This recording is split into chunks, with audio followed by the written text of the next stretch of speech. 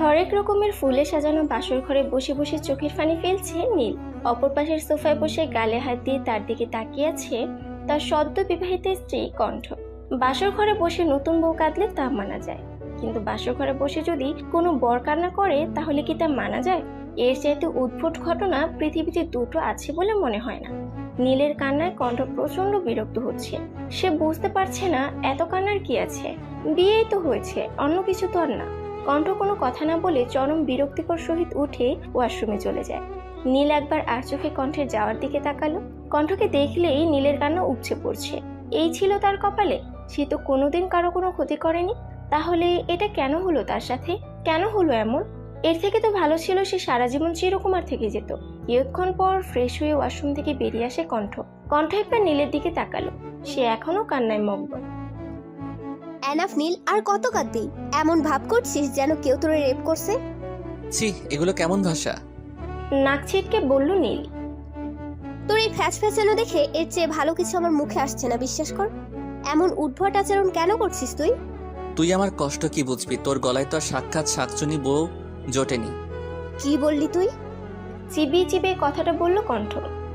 কণ্ঠর এমন রাগী কণ্ঠ শুনে নীলের খেয়াল হলো সে কি বলছে। নীল জিহ্বায় কামড় দিয়ে অসহায় দৃষ্টিতে তাকালো কণ্ঠের দিকে। কণ্ঠ তারই দিকে কটমট দৃষ্টিতে তাকিয়ে আছে। নীল কয়েকটা শুকনো ঢোক গিলল। বিশ্বাস কর নীল, তুই যদি আমার স্বামী না হতিস এই মুহূর্তে তোর ঘাড় আমি মটকাতাম। এই জন্যই তো তোকে শাকচুনি বলি। কথাটা আস্তে বলায় কণ্ঠ ঠিকভাবে তা শুনতে পায়নি। কি বিড়বিড় করছিস? জোরে বল যা বলার। না না, কিছু না, কিছু বলছি না আমি। কণ্ঠ আর কোনো কথা বাড়ালো না। সে এমনিতেই প্রচুর ক্লান্ত। সারাদিনে অনেক ধকল গিয়েছে তার উপর দিয়ে।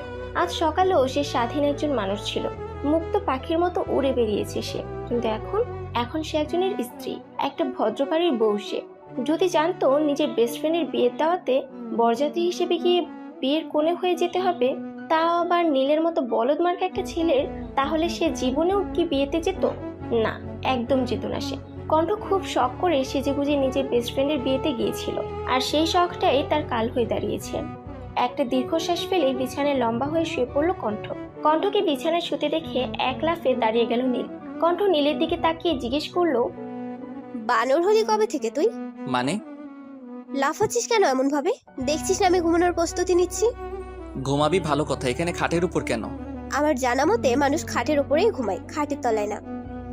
নীল চোখ মুখ কুঁচকালো। ঠিক এই কারণেই মেয়েটাকে তার পছন্দ নয়। এই মেয়ে কখনোই সোজাভাবে কথা বলতে পারে না। সোজাভাবে কথা বলা এই মেয়ের ধাতে নেই। তুই খাটে ঘুমাবি না একদম। তো কি তোর ঘাড়ে ঘুমাবো? নীল কণ্ঠের দিকে কেমন করে তাকালো। আচ্ছা বল, আমি কেন খাটে ঘুমাতে পারবো না? কারণ এটা আমার খাট।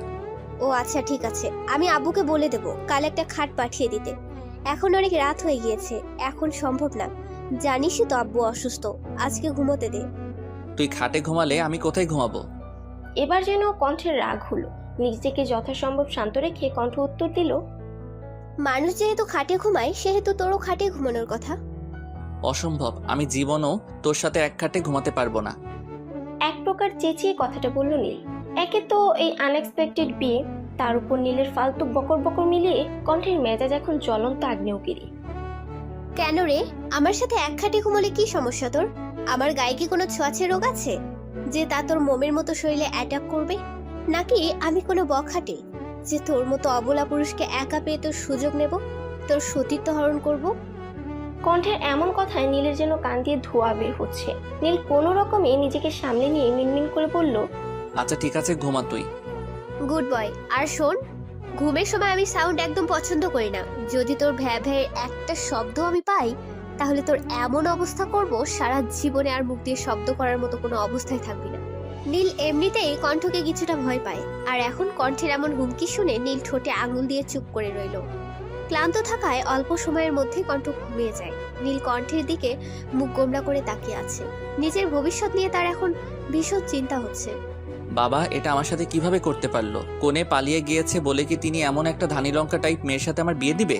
আর ওই মেয়েকেও বলি, বিয়ে যখন করবি না তখন রাজি কেন হয়েছিলি? ধান্দাবাজ মেয়ে মানুষ কোথাকার। কিন্তু ওই মেয়ের কথাবার্তায় তো কোনোদিন মনে হয়নি যে ওই মেয়ের অন্য জায়গায় চক্কর আছে। ফোনে কত মিষ্টি মিষ্টি কথা বলতো, আহা, মনে হতো সে রসগোল্লার চাইতেও কয়েক গুণ বেশি মিষ্টি। কিন্তু বিয়ের দিন কি করলো? পালিয়ে গেল। সেও অন্য জায়গায় চক্কর আছে। যদি না থাকে তাহলে পালালো কেন? আমাকে কি পছন্দ নয় তার? আরে কিভাবে আমাকে অপছন্দ করবে সে? আমি কি দেখতে খারাপ নাকি তাহলে? আরে তাহলে যাই হোক না কেন, ওই মেয়েকে যদি পাই একবার আচ্ছা করে বকে দিব। বেয়াদব মেয়ে মানুষ, ওর চক্করে আমার জীবনে এই শাকচুনি পার্মানেন্টলি জুড়ে গেছে। এখন আমার কি হবে? এই মেয়ে তো আমাকে শান্তিতে বাঁচতে দেবে না। কোন কুক্ষণে যে এই মেয়ে আমার কপালে এসে জুটেছিল। হাবিজাবি ভাবনার মাঝে নীল ডুব দিল অতীতে, যেদিন কণ্ঠের সাথে তার প্রথম দেখা হয়েছিল। ওই দিনকে নীল নিজের জীবনের অভিশপ্ত দিন হিসেবে মনে রেখেছে। নীল তখন অষ্টম শ্রেণীর ছাত্র।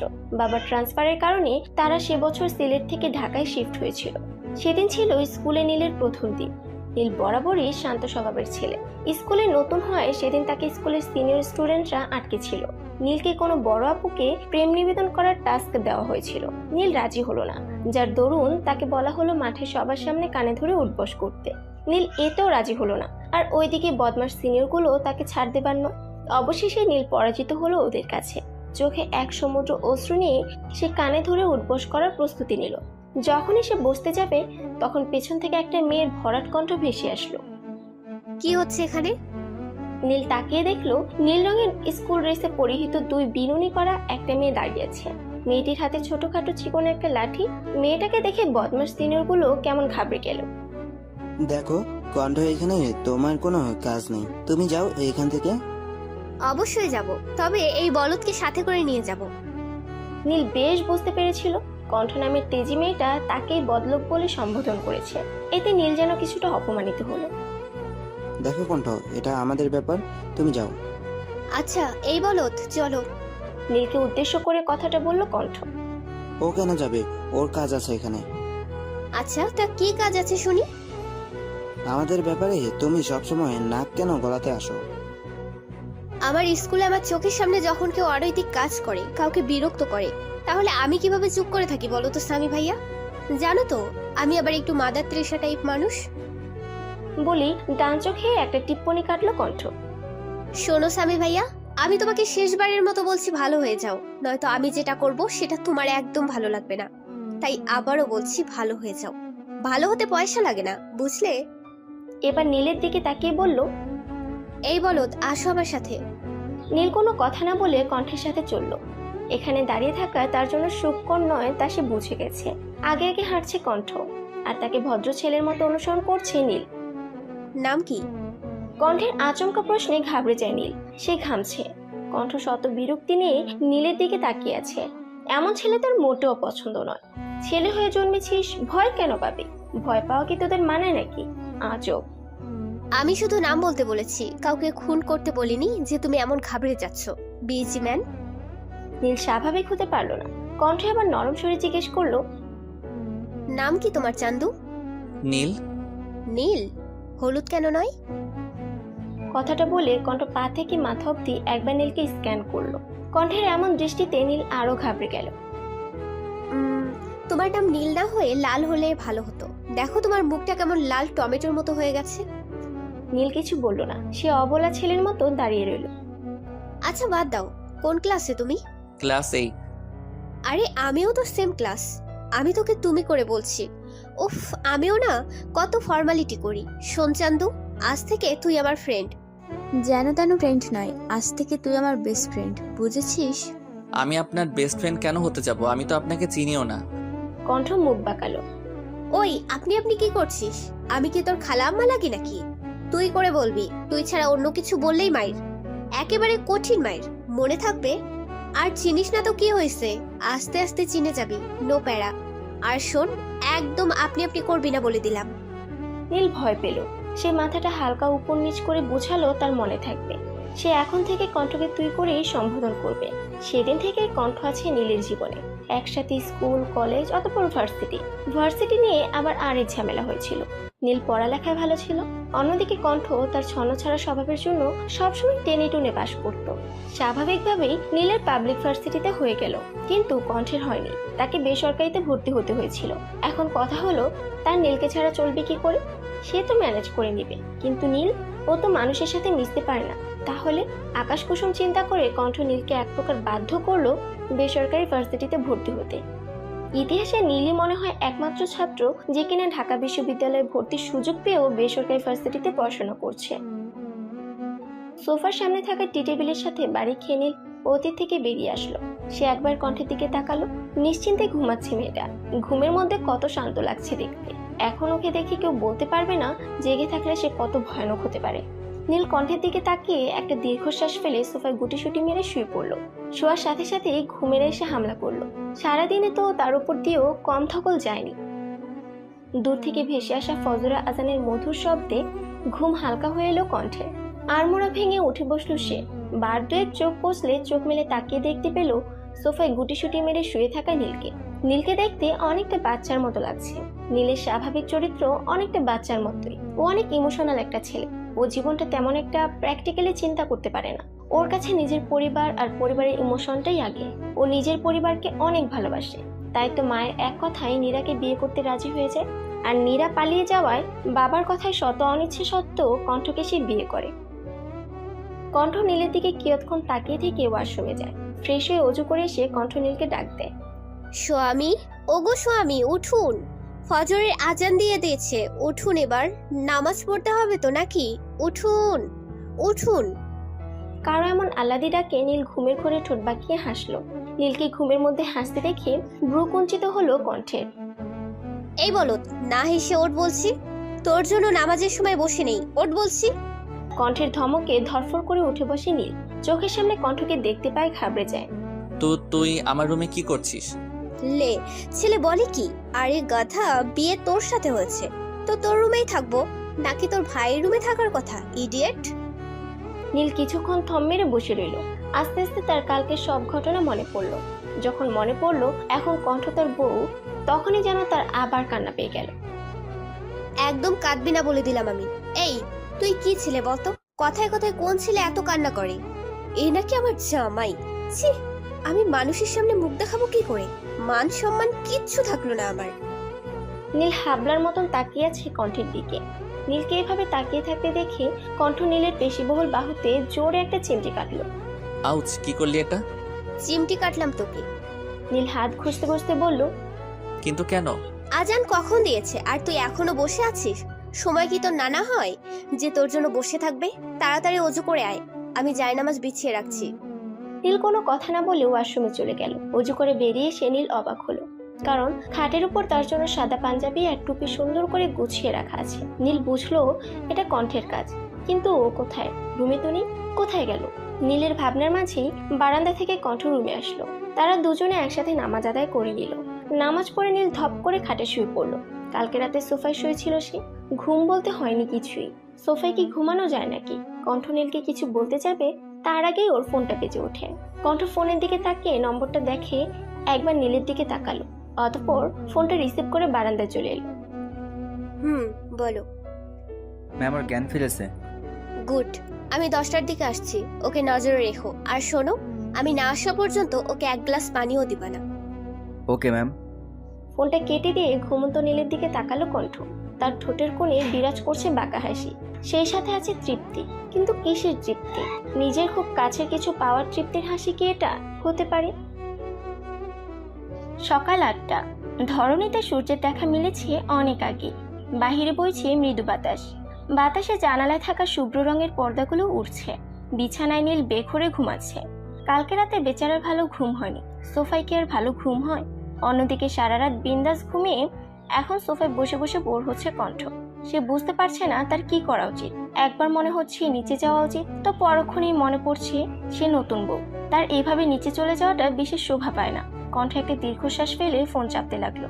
কণ্ঠ নিজের ফোনে তার আর নীলের ছবি দেখছে। ছবিগুলো তারা গত বছর সিলেটে ট্যুরে গিয়ে তুলেছিল। একটা ছবি দেখে কণ্ঠ মৃদু হাসলো। ছবিটাতে নীল চোখ মুখ কুঁচকে আছে। নীলকে দেখে মনে হচ্ছে ওকে কেউ জোর করে করলার জুস খাইয়ে দিয়েছে। কণ্ঠ যখন ফোনে তার আর নীলের বিভিন্ন মুহূর্তের ছবি দেখায় ব্যস্ত, তখন দরজায় কেউ কড়া নাড়ল। কণ্ঠ ফোনটা সেন্টার টেবিলে রেখে দরজার দিকে গেল। দরজা খুলে দিতেই নীলের ছোট বোন নিতু রুমে প্রবেশ করলো।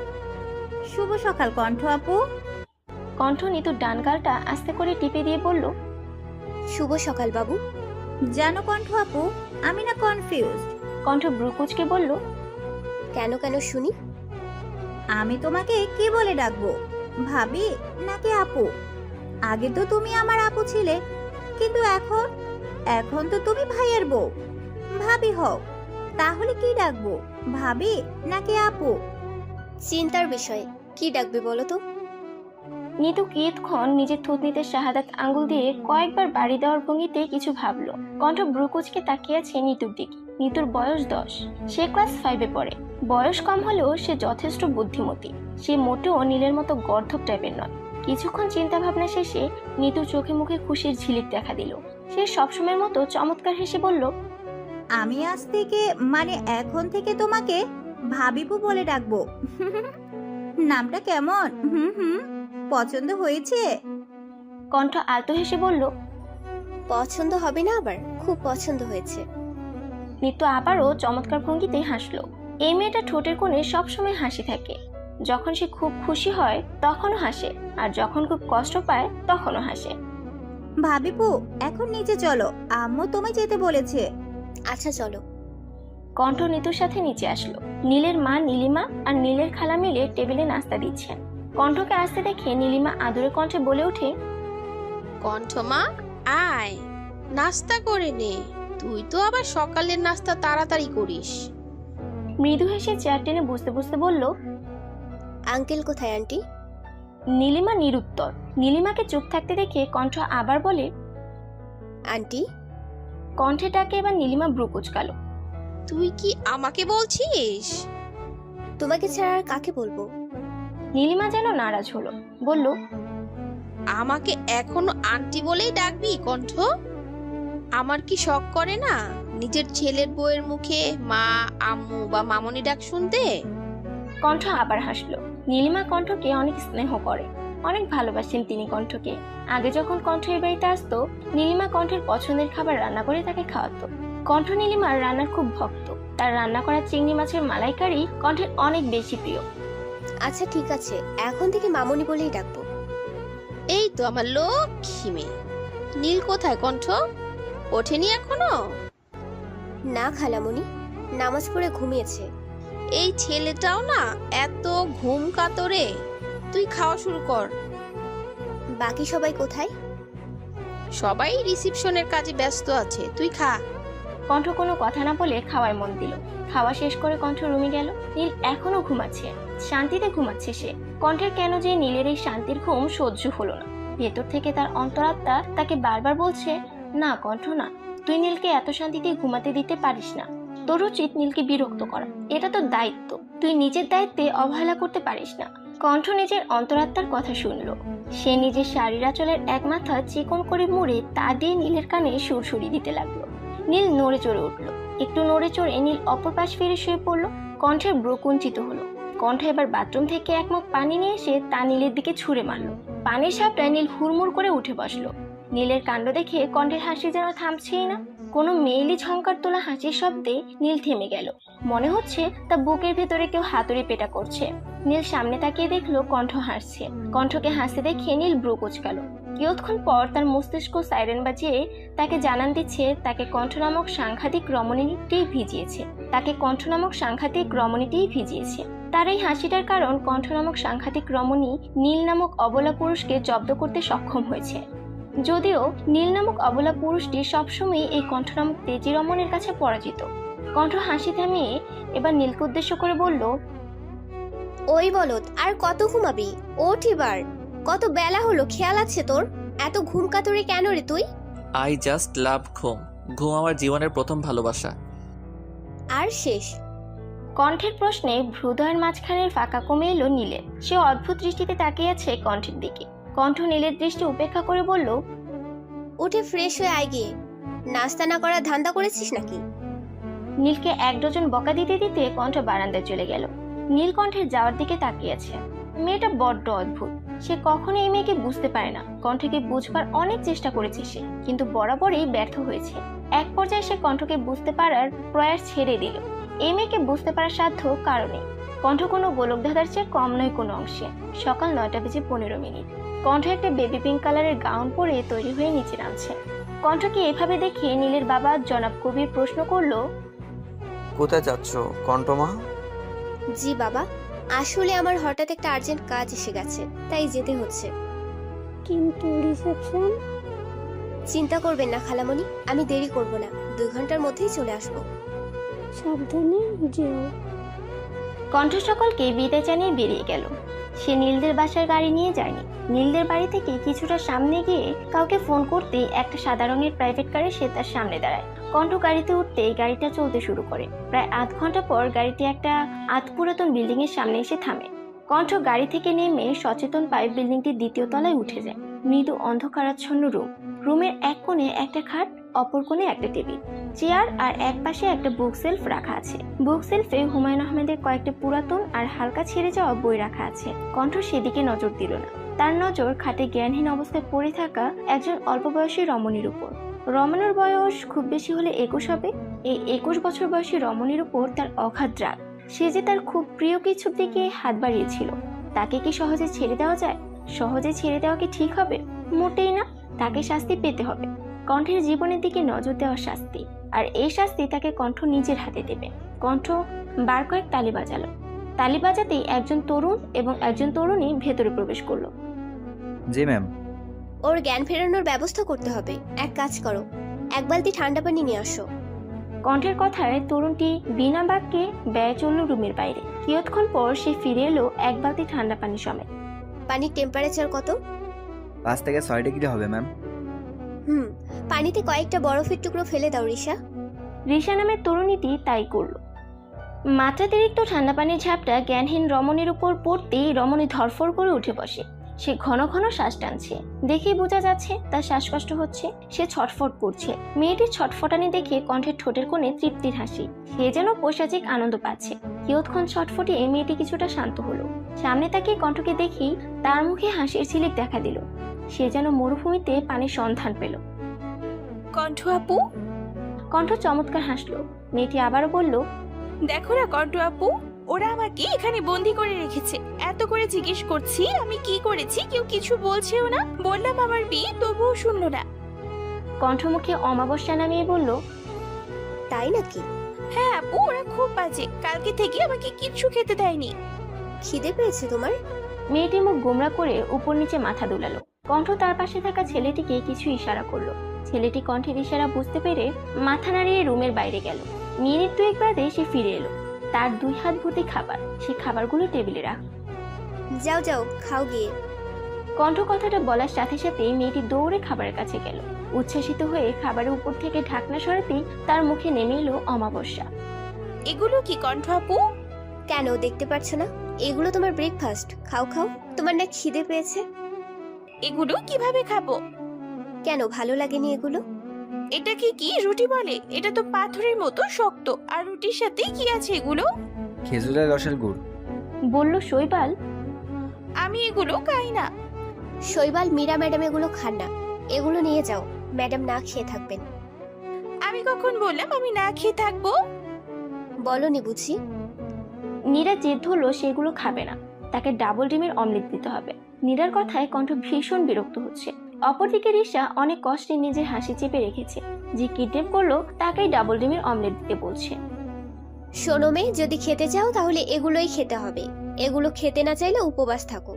এক একজন জ্বালিয়ে খেলো আমায় একেবারে। কণ্ঠের ধমকে নীরা কেঁপে উঠল। তার চোখ ভরে উঠল তপ্ত অশ্রুতে। কণ্ঠ আরেক দফা বিরক্ত হলো। কান্না কি এখন নতুন ট্রেন্ড হিসেবে চালু হয়েছে নাকি? যাকে দেখি সেই কান্না করে। এদের সমস্যা কি ভাই? চোখের পানি এত কাছে কেন এদের? কান্নায় কি আছে আমি বুঝি না। নীরা ফুফিয়ে ফুফিয়ে কাঁদছে। আমাকে এখান থেকে নিয়ে চলো কণ্ঠ আপু, আমি এখানে থাকবো না। শৈবাল, আমাদের নীরা ম্যাডাম তো এখানে থাকতে চাচ্ছে না। কি করা যায় বলো তো? ওকে একটু যুক্তরাষ্ট্রে ঘুরে আনি, কি বলুন ম্যাডাম? হ্যাঁ, ইটস বেটার। আর আমাদের নীরা রানী তো যুক্তরাষ্ট্রে যাবার অনেক দিনের শখ। নীরার কান্না ততক্ষণে থেমে গেছে। সে অদ্ভুতভাবে কণ্ঠের দিকে তাকিয়ে আছে। কণ্ঠ সেদিকে পাত্তা না দিয়ে চেয়ারে পায়ের উপর পা তুলে আরাম করে বসলো। নীরা একবার শৈবাল আর রিশার দিকে তাকালো। সে রিশাকে মারাত্মক ভয় পায়। কালকে পার্লারে রিশা তাকে যে 2টা থাপ্পড় দিয়েছে তা সে জীবনেও ভুলবে না। গালটা এখনো টনটন করছে। রিশার দিকে এক পলক তাকিয়ে নীরা কণ্ঠকে উদ্দেশ্য করে বলল, কণ্ঠ আপু চলো এখান থেকে, ওরা অনেক ভয়ঙ্কর মানুষ। নীরার কথায় শৈবাল শব্দ করে হেসে উঠল। কণ্ঠ ঘাড় ঘুরিয়ে শৈবালের দিকে তাকাতেই শৈবাল মুখে আঙ্গুল দিল। শৈবালকে হাসতে দেখে নীরা বোকার মতো প্রশ্ন করল, উনি হাসছেন কেন? এবার কণ্ঠ আলতো হাসলো। এই বুদ্ধি নিয়ে তুমি আমার কলিজার দিকে হাত বাড়িয়েছিলে, আমার সাথে টক্কর নিয়েছিলে, তারিফ করতে হয়। নীরা কণ্ঠের কথার আগামাথা কিছুই বুঝলো না। তুমি এগুলো কি বলছো কণ্ঠ আপু? বুঝতে পারছো না? নীরা মাথা ধুলালো। আচ্ছা নীরা, বলো তো তুমি এখানে কেন আর আমি এখানে কেন? আমি এখানে কারণ ওই মেয়েটা ঠাস ঠাস দুটো থাপ্পড় আর ওই ছেলেটা আমাকে ইনজেকশন দিয়ে এখানে নিয়ে এসেছে। রিশা, তুমি দুটো থাপ্পড় দিয়েছো? আরো একটা দেওয়ার ইচ্ছা ছিল, কিন্তু তার আগেই জ্ঞান হারালো। কণ্ঠ আপু, আমাকে এখান থেকে বের করো। কি তখন থেকে নিয়ে যাও, বের করো। এত কষ্ট করে তোমাকে কিডন্যাপ করলাম, কি এত সহজে ছেড়ে দিতে? মানে আমাকে তুমি কিডন্যাপ করিয়েছো? আমি স্যার আর কার ঠেকা পড়ছে তোমার মতন উটকো ঝামেলাকে কিডন্যাপ করাতে যাবে? মইটা তো তুমি আমার পাকা ধানেই দিয়েছো মেয়ে। তুমি আমায় কিডন্যাপ কেন করালে? কি করেছি আমি? রিয়েলি কি করেছো তুমি? আমার কলিজা ধরে নাচানাচি করে এখন বলছো কি করেছো? কি ভেবেছিলে তোমাদের প্ল্যান সাকসেসফুল হবে? ভাবলে কি করে আমি তা হতে দেব? নীরা কিছুটা ঘাবড়ে গেল। প্ল্যান? কিসের প্ল্যানের কথা বলছো তুমি? নিরাপার স্মৃতিশক্তি লোপ পাইছে ম্যাম। তাই তো দেখছি, তবে কোনো ব্যাপার না। I can help her if she want. কি নিরাপা, লাগবে হেল্প? এই আপা কাকে বলছেন? হ্যাঁ, বেয়াদব ছেলে মানুষ একটা, হুটহাট ইনজেকশন পুশ করে দেয় আবার আমাকে আপা বলছে। আহা নীরা, চড়ছো কেন? Relax baby. আর শৈবাল, এটা কোন ধরনের অসভ্যতা? তুমি নীরা রানীকে হুটহাট ইনজেকশন কেন পুশ করো? নেক্সট টাইম এমন করবে না। Now what ever. শৈবাল, ম্যাডামকে ভিডিও ক্লিপটা দেখাও। কণ্ঠের কথায় শৈবাল নিজের হাতে থাকা ট্যাবলেটে একটা ভিডিও চালু করলো। ভিডিওতে দেখা যাচ্ছে নীরা কারোর সাথে ফোনে কথা বলছে, আর তার ঠোঁটের কোণে ঝুলছে শয়তানি হাসি। নীরা ফোনে যা যা বলছে তা এই ভিডিওতে স্পষ্ট। নীরা একবার কণ্ঠের দিকে তাকালো, তার ঠোঁটেও বাঁকা হাসি, কিন্তু চোখ দুটো অস্বাভাবিক লাল হয়ে আছে। কণ্ঠের চোখের দিকে তাকাতেই আটকে উঠল নীরা। সে বারবার ঢুক গিলছে। তো নীরা ম্যাডাম, কিছু মনে পড়লো? আমায় ক্ষমা করে দাও, আমি আর এমন করব না। তোমাকে আর এমন কিছু করার সুযোগ দিলে তো তুমি এমন করবে, সেই সুযোগটাই তো তুমি পাবে না। আমার ভুল হয়ে গেছে, প্লিজ লিভ মি। আমার কলিজা ধরে নাচানাচি করার সময় মনে হয়নি এটা ভুল, এটা অন্যায়? নীরা কিছু না বলে মাথা নিচু করে আছে। কণ্ঠ দ্বিগুণ রেগে বলল, তোমার সাহস দেখে আমি জাস্ট অবাক। তুমি তোমার এমন খাটিয়া শখের জন্য আমার নীলকে চুজ করেছো? নীরা ভয়ে ভয়ে আবারও বলল, আমাকে ছেড়ে দাও আপু, প্লিজ। ছেড়ে দেব এত সহজে? হ্যাভ ইউ এনি আইডিয়া তোদের এই জঘন্য কাজের জন্য নীল কতটা কষ্ট পেত, নীলের পরিবারে কতটা অসম্মান হতো? তোর তো ভাগ্য ভালো নীলের বিরুদ্ধে এত বড় ষড়যন্ত্র করার পরেও তুই আমার সামনে দুপায়ে দাঁড়িয়ে আছিস। কণ্ঠ একটু দম নিল। তোর এই কাজের জন্য তুই তো অবশ্যই শাস্তি পাবি। তা কি শাস্তি পেতে চাস বল, তাড়াতাড়ি বল। আমার আবার অত সময় নেই, জানিস তো আজ আমার বউ ভাত। কথাটা বলে বা চোখে একটা টিপ্পনি কাটলো কণ্ঠ। নীরা এখনো মাথা নিচু করে আছে। আচ্ছা, ভেবে শাস্তি ডিসাইড করবি, ঠিক আছে? তুই ভাবতে থাক। আর শৈবাল, আমাদের নীরা ম্যাডামের শো কল্ড প্রেমিকের কোনো খবর পেলে? কণ্ঠের মুখে নিজের প্রেমিকের কথা শুনে নীরা যেন 4000 ভোল্টের শক খেলো। নীরা বিস্তারিত নয়নে তাকালো কণ্ঠের দিকে। কণ্ঠ নীরার চাহনি দেখে বাঁকা হাসলো। কি ভেবেছিলে নীল একটা মেয়েকে বিয়ে করবে আর আমি তার কোনো খবর নেব না? তোমার সম্পর্কে তো সেদিনই সব ইনফরমেশন জোগাড় করেছি, যখন তোমাদের বিয়ের কথাবার্তা চলছিল।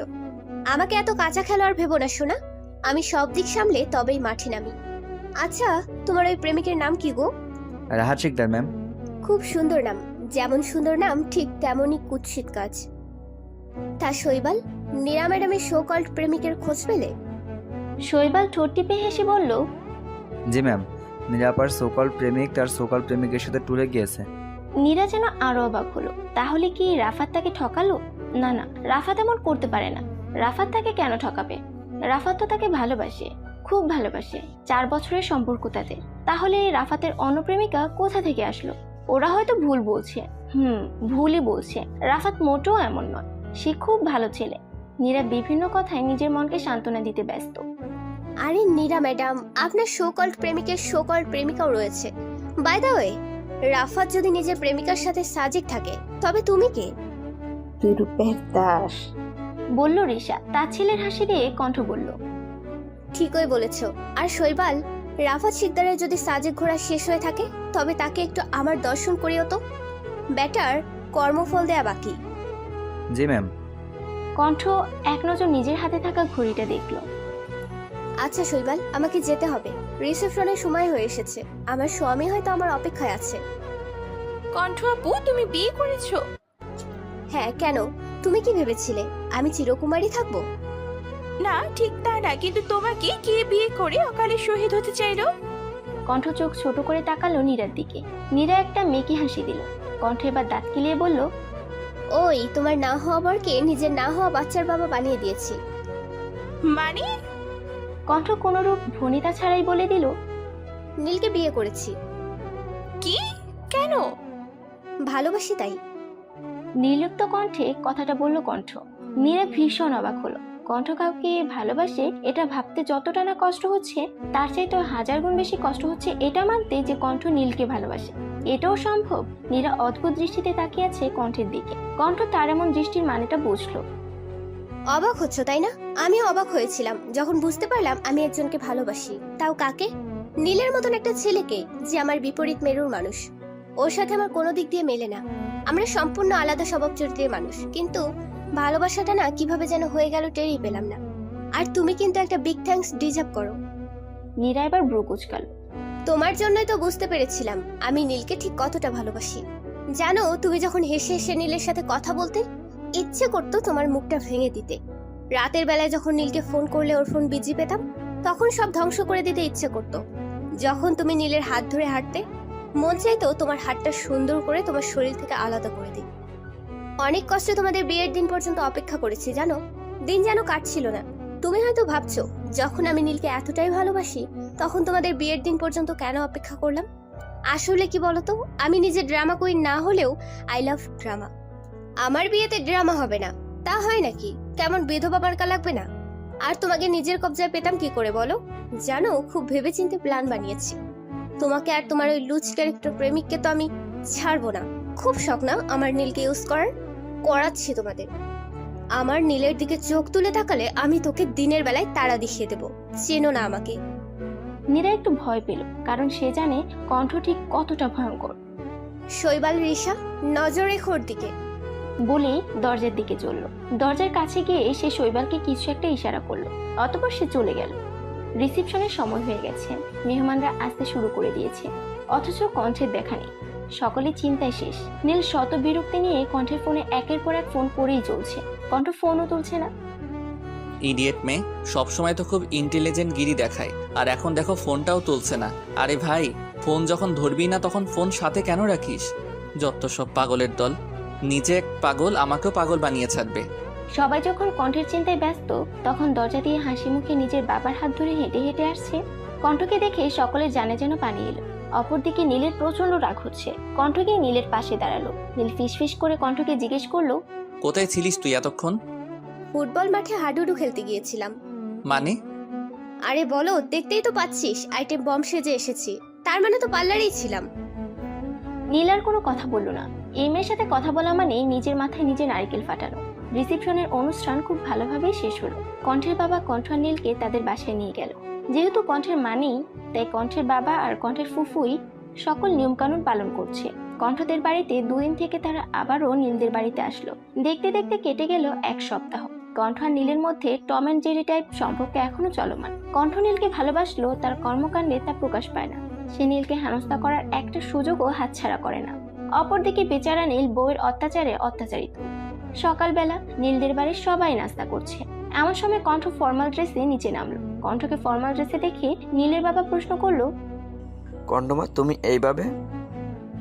আসলে বিয়ের চক্করে এতদিন অফিস যাওয়া হয়নি, অনেক কাজ জমে গেছে। আব্বু একা হাতে আর সামলাতে পারছে না। তুমি চাইলে আমাদের কোম্পানিতে জয়েন করতে পারো। সরি বাবা, আব্বুর কাছে আমি তার শক্তি। আমি চাই না আমার আব্বু কমজোর হোক। যতদিন না কাব্য দায়িত্ব নেওয়ার যোগ্য হচ্ছে, ততদিন আমি আব্বুর সাথেই থাকবো। আর আপনার জন্য তো আপনার বলদ মার্কা ছেলে আছেই। নীল কিঞ্চিত থেকে কণ্ঠের দিকে তাকালো। কণ্ঠ সেদিকে পাত্তা না দিয়ে নাস্তা শেষ করে অফিসে চলে গেল। কণ্ঠ অফিসে আসতেই সকল স্টাফ তাকে বিয়ের শুভেচ্ছা জানালো। কণ্ঠ সকলের সাথে কুশলাদি বিনিময় করে নিচের কেবিনে গিয়ে বসলো। একটু পর তার আব্বু আসলো তার কেবিনে। অফিসে না আসলেও পারতে। কেন, খুশি হননি আমাকে দেখে? তা নয়, এখন তুমি বিবাহিত, এভাবে অফিসে আসাটা ওরা কিভাবে দেখবে? আব্বু রিল্যাক্স, আমি ওদের বলে এসেছি, ওরা কিছু বলেনি। আর বললেও আমি কি আসতাম না নাকি? এটা আমার অফিস, হক আছে আমার, নাকি পর করে দিচ্ছ? কণ্ঠের আব্বু আলতো হেসে বলল, তোমাকে পর করি কি করে বলো তো? তুমি ছাড়া আমার আর কে আছে? কেন, তোমার একটা পোষ্য ছাগল আছে না, সে কোথায়? ও বাসায়। বাসায় কি করছে? অফিসে আসবে না নাকি? কণ্ঠের বাবা আমতা আমতা করে বলল। ও ঘুমাচ্ছে। কণ্ঠ এবার রেগে তার বাবার দিকে তাকালো। সকাল 10টা বাজে বাবা, আর ও এখনো ঘুমাচ্ছে? ও কি জীবনেও মানুষ হবে না, সারা জীবন ছাগল থেকে যাবে? কোথায় ভাবলাম ওর হাতে এবার সকল দায়িত্ব বুঝিয়ে দেব, কিন্তু মনে হয় না এটা আর সম্ভব। আসতে পারি? পরিচিত কণ্ঠ পেয়ে কণ্ঠ দরজার দিকে তাকালো। কাব্য দরজার সামনে ভদ্র ছেলের মতন দাঁড়িয়ে আছে। আসুন মহারাজ, আসুন, আপনার জন্যই তো আমরা অপেক্ষা করছিলাম। কাব্য আমতা আমতা করে ভেতরে প্রবেশ করলো। এটা তোমার বাবার অফিস, তার মানে এই না তুমি যখন খুশি তখন আসবে আর যখন খুশি তখন যাবে। বেশ রেগে কথাটা বলল কণ্ঠ। এমন রাগ কেন করছো? আমি কি ইচ্ছে করে দেরি করি নাকি? দেরি হয়ে যায়। আচ্ছা, তা কেন দেরি হয়? কাব্য কিছু না বলে আমতা আমতা করতে লাগলো। কি হলো বল? রাগছো কেন? তুমি তো জানোই আমার ঘুম একটু বেশি। কণ্ঠ আর কিছু না বলে কাব্যকে নিজের কেবিনে যেতে বলল। কাব্য বিনা বাক্যে ব্যয় চলে গেল। বাকের সামনে গিয়ে বেশিক্ষণ থাকতে চায়। তোমার ছেলেটা দিন দিন কুম্ভকর্ণে পরিণত হচ্ছে, এর একটা বিয়ে দিতে হবে। বউ ঘরে আসলেই ঠিক হয়ে যাবে। কাব্যর তো পড়াশোনা শেষ হয়নি। তো কি হয়েছে, ওর বউ আসলে কি সে না খেয়ে মরবে? আর কাব্য তো ভালোই ইনকাম করে, তাছাড়া এত বড় কোম্পানির মালিকও। তোমার যা ভালো মনে হয় তাই করো। কাব্যর ওপর যদি সবচেয়ে বেশি কারো অধিকার থেকে থাকে তা তোমার। আমি জানি তুমি ওর জন্য তাই করবে, যা ওর জন্য উত্তম। বলে তিনিও চললেন নিজের কাজে। কাব্যের জন্মের সময় অতিরিক্ত রক্তক্ষরণে তাদের মা মারা যায়। তখন কণ্ঠের বয়স 10। কণ্ঠ ছোটবেলা থেকেই ম্যাচিউর আর দোষী টাইপের মেয়ে। অন্য মেয়েদের মতো আবদার ছিল না তার, যা চাই তা সে আদায় করে নিত। মা মারা যাওয়ার পর কাব্যকে সে বড় করেছে। নিজে ছোট ছিল তবুও কি সুন্দর ভাইকে সামলেছে। অফিসে আজ প্রথম দিন ছিল বলে কণ্ঠ তাড়াতাড়ি বাড়ি চলে গেল। বাসায় এসে ফ্রেশ হয়ে এক কাপ কফি নিয়ে বারান্দায় দাঁড়ালো কণ্ঠ। নীলের বারান্দায় বিভিন্ন ধরনের ফুলের গাছ রয়েছে, এগুলো সব নীল লাগিয়েছে। কাউকে ধরতে দেয় না সেগুলো। কণ্ঠ নীলের কালো গোলাপ গাছ থেকে একটা গোলাপ ছিঁড়ে কানে গুঁজে দিল। কিয়ৎক্ষণ অতিবাহিত হলে কণ্ঠ বুঝতে পারলো সে কি করছে। কণ্ঠ নিজের কাজে অবাক হলো। সে আগে কখনো এমন কাজ করেনি। এগুলোতে তার কোনো কালেই কোনো আগ্রহ ছিল না। সে সাজগোজ একদম পছন্দ করতো না, কিন্তু এখন কেন যেন সাজতে ভালো লাগে, আয়নায় নিজেকে দেখতে ভালো লাগে। প্রেমে পড়লে শত অপছন্দের জিনিসও পছন্দের হয়ে ওঠে। এই প্রেম শব্দটা কত অদ্ভুত। কণ্ঠের মতো একজন মেয়েকেও নাড়িয়ে দিল। কণ্ঠ একটি দীর্ঘশ্বাস ফেলে কফিতে চুমুক দেয়। রাত 8টা। নীলদের বাসায় সবাই খাবার টেবিলে বসে আছে। সকলে বলতে নীলের বাবা, মা আর নিতু। তারা নীলকণ্ঠের জন্য অপেক্ষা করছে। নিতু যাও তো, তোমার ভাইয়া আর বাবিকে ডেকে নিয়ে আসো। ঠিক আছে, যাচ্ছি। নিতু যেতে নিবে তার আগে সে দেখতে পেলেও সিঁড়ি দিয়ে নীল আর কণ্ঠ নামছে। তবে অবশ্যই স্বাভাবিকভাবে না, তারা ঝগড়া করছে আর নামছে। ঝগড়া করতে করতে দুজনে টেবিলে এসে বসলো। নীল, এটা কোন ধরনের অসভ্যতা? নীল বাবার কথায় অবাক হয়ে জিজ্ঞেস করলো, আমি আবার কি অসভ্যতা করলাম? কণ্ঠ এখন আর তোমার বেস্ট ফ্রেন্ড নেই, শুধু সে এখন তোমার বউ, তাই ওকে তুমি করে বলবে, নট ইউ। আগে এই লেডি ভয়ঙ্করীকে বলো আমাকে তুমি করে বলতে। পাপী নারী একটা স্বামীকে তুই করে বলে? বেশ করি, আরো বলবো। তুই তখন আমার চুল ধরে কেন টানলি? ইচ্ছে করে টেনেছি নাকি? ভুলে টান লেগে গেছে, তাই বলে কি তুই আমার মাথায় সুনামি আনিয়ে দিবি নাকি? চুপ! মায়ের ধমকে দুজনে চুপ করলো। তোমাদের দুজনকেই বলছি, একে অপরকে তুমি বলে সম্বোধন করবে, আর যেন এমন না দেখি। নীল কিছু না বলে খাওয়ায় মন দিল। ডিনার শেষ করে নীল নিজের রুমে চলে গেল। এখানে বেশিক্ষণ থাকলে তাকে অযথা বাবা মায়ের বকা শুনতে হবে। নীল উপরে চলে যাওয়ার কিয়ৎক্ষণ পর কণ্ঠ নীলিমার হাতে হাতে কিছু কাজ করে দিয়ে রুমে চলে যায়। নীল আর কণ্ঠ চলে যেতেই নীলিমা গিয়ে কবিরের কাছে বসলো। আচ্ছা, এরা কি নর্মাল কাপল হবে না কোনোদিন? কেন হবে না? অবশ্যই হবে, কিন্তু ওদের একটু সময় দিতে হবে। ওরা যদি একান্ত কিছু সময় কাটায় তাহলে দেখবে ওদের সম্পর্কটা স্বাভাবিক হয়ে যাবে। আচ্ছা, এক কাজ করলে কেমন হয়? ঠিক আছে, ওদের হানিমুনে পাঠালে কেমন হয়? খুব একটা মন্দ বলনি। ওরা নিজেদের সাথে একটু সময় কাটাতে পারবে, সম্পর্কটাও আর শুধু বন্ধুত্বে আটকে থাকবে না। আমি কালকে সকালে ওদের ব্যাপারটা বলে দেখব। না না না, শুধু দেখলে হবে না, যে করেই হোক ওদের দূরে কোথাও পাঠাতে হবে। আচ্ছা, আমি সকালে দেখছি। কণ্ঠ রুমে গিয়ে দেখলো নীল সোফায় বসে বসে কপাল ঘষছে। কণ্ঠ বুঝতে পারলো নীলের মাথা ব্যথা করছে, আর করবে নাই বা কেন। একটু আগে নীলের মাথার উপর দিয়ে যে সুনামি বয়ে গেছে। কণ্ঠ কোনো কথা না বলে আবার নিচে গেল, 1 কাপ কড়া লিকার চা করে রুমে গেল। রুমে এসে চায়ের কাপটা নীলের সামনে ধরল। কি এটা? শুদ্ধ বাংলা ভাষায় ইহাকে চা বলিয়া গণ্য করা হয়। আমার সামনে কি করছে? ডিস্কো ডান্স দিচ্ছে। নীল কণ্ঠের দিকে বিরক্তির চাহনি নিক্ষেপ করলো। ইডিয়েট, তোর সামনে ধরেছি মানে এটা তোকে গিলতে দেওয়া হয়েছে। আমি চা পান করি না, তুই জানিস। হ্যাঁ জানি, কিন্তু কিছু করার নেই, এটা গিললে মাথা ব্যথা গায়েব হয়ে যাবে।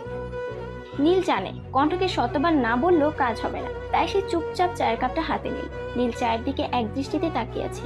তা দেখে কণ্ঠ বলল, তোকে এটা দেখতে বা বিশ্লেষণ করতে দেয়া হয়নি, গিলতে দেয়া হয়েছে, তাই ফটাফট কাপ ফাঁকা চাই। নীল মুখ গোমরা করে চায়ের কাপে চুমুক দিল। চুমুক দিতেই সে চোখ জোড়া বন্ধ করে নিল। সে কখনোই চা পান করে না, তার চায়ের স্বাদ ভালো লাগে না, কিন্তু আজকে ভালো লাগছে। কিরে, কেমন লাগলো?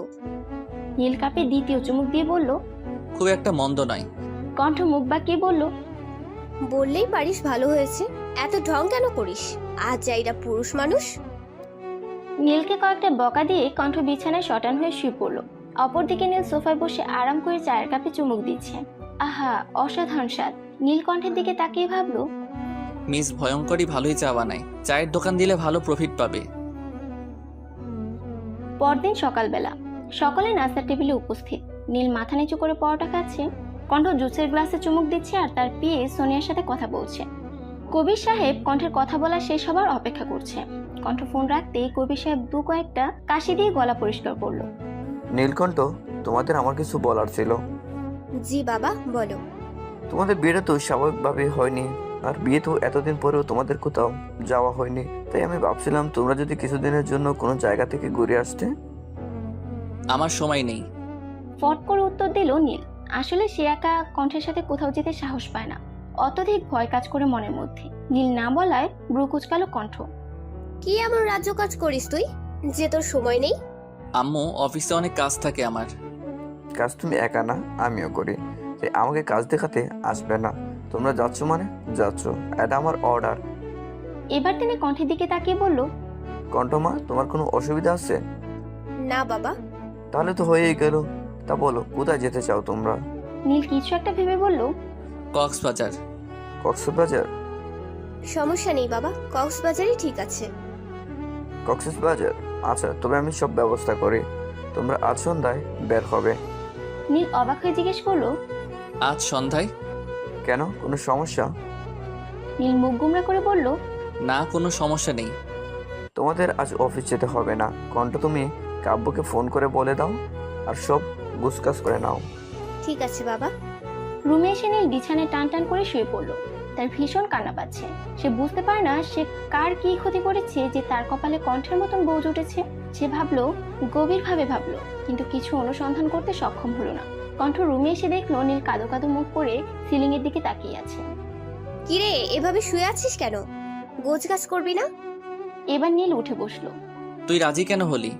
রাজি হব না কেন? মুখটা আরেকটু কাদো কাদো বানিয়ে বলল নীল। রাজি হবি কেন তুই? দেখ নীল, এমনিতে কয়েকদিন ধরে প্রচুর মেন্টাল স্ট্রেস গিয়েছে আমাদের উপর দিয়ে, তাই এটার দরকার আছে। আমি একটু রিফ্রেশমেন্ট চাই আর আমি ক্লান্ত, বিশ্বাস কর, আমি প্রচুর ক্লান্ত। তোর যদি যেতে মন না চাই তুই যাস না, আমি একাই চলে যাব। এবার নীল আমতামতা করে বলল, আমি কখন বললাম যাব না? তাহলে ঠ্যাডার মতন বসে আছিস কেন? গোছগাছ কি তোর নীরা এসে করে দিয়ে যাবে, ইডিয়েট? কে নীরা? ব্রুকুচকে জিজ্ঞেস করলো নীল। নীলের প্রশ্নে অদ্ভুত এক রিয়াকশন দিল কণ্ঠ। সিরিয়াসলি নীল, তুই নীরাকে চিনিস না? চিনলে কি জিজ্ঞেস করতাম নাকি? তোর না হওয়া বইয়ের নাম কি ছিল? নীল নিজের ভ্রুদয় আরেকটু কুঞ্চিত হয়ে জিজ্ঞেস করলো, ওই মেয়ের নাম নীরা ছিল, আসলে মনে নেই। মনে না থাকলেই ভালো, এখন উঠে দরকারি জিনিসপত্র গুছিয়ে নে। সন্ধ্যায় নীল আর কণ্ঠ বেরিয়ে পড়লো কক্সবাজারের উদ্দেশ্যে। তারা বাসে করে যাবে, তাই তারা বাস স্ট্যান্ডে গেল আগে। বাস ছাড়তে আর 5 মিনিট বাকি। কণ্ঠ জানালার পাশের সিটে বসেছেন, তার পাশের সিটে নীল। 5 মিনিট পর বাস চলতে শুরু করলো। বাস চলা শুরু করার কিয়ৎক্ষণের মধ্যেই ঘুমিয়ে পড়লো নীল। ঘুমন্ত নীলের মাথা কণ্ঠের কাঁধে এসে পড়লো। কণ্ঠ চমকে পাশ ফিরে দেখলো নীল ঘুমিয়ে গেছে। কণ্ঠ আলতো হেসে নীলের মাথাটা সুন্দর করে নিজের কাঁধে রাখলো। পুরোটা সময় কণ্ঠ নীলকে দেখে দেখেই পার করলো। নীলকণ্ঠ কক্সবাজারে এসেছে আজ 2 দিন। প্রথম দিন তারা কেউ হোটেল থেকে বের হয়নি খুব একটা। জার্নির ফলে তারা দুজনেই ভীষণ ক্লান্ত ছিল, যার দরুন প্রথম দিন কিছুক্ষণ ঘুরে ট্যুরে বাকি সময় ঘুমিয়ে কাটিয়েছে তারা। প্রথম দিন ঘুমিয়ে কাটিয়ে আজ তারা স্থানীয় মার্কেটে একটু ঘুরলো। তারপর তারা গেল সি বিচে। সমুদ্রে পানি ঢেউ খেলছে। কণ্ঠ ঢেউয়ের সাথে পাল্লা দিয়ে একবার সামনে যাচ্ছে, আবার পিছনে যাচ্ছে। খেলাটা যে কণ্ঠ দারুণ উপভোগ করছে তা তার খিলখিল হাসির শব্দে প্রকাশ পাচ্ছে। কণ্ঠের ঝংকার তোলা হাসির শব্দে নীলের বুকে ঢোল বাজছে। নীল যেন নিজের কয়েকটা হৃদস্পন্দন মিস করে গেল। এই প্রথম নীল ভালো করে কণ্ঠকে খেয়াল করলো।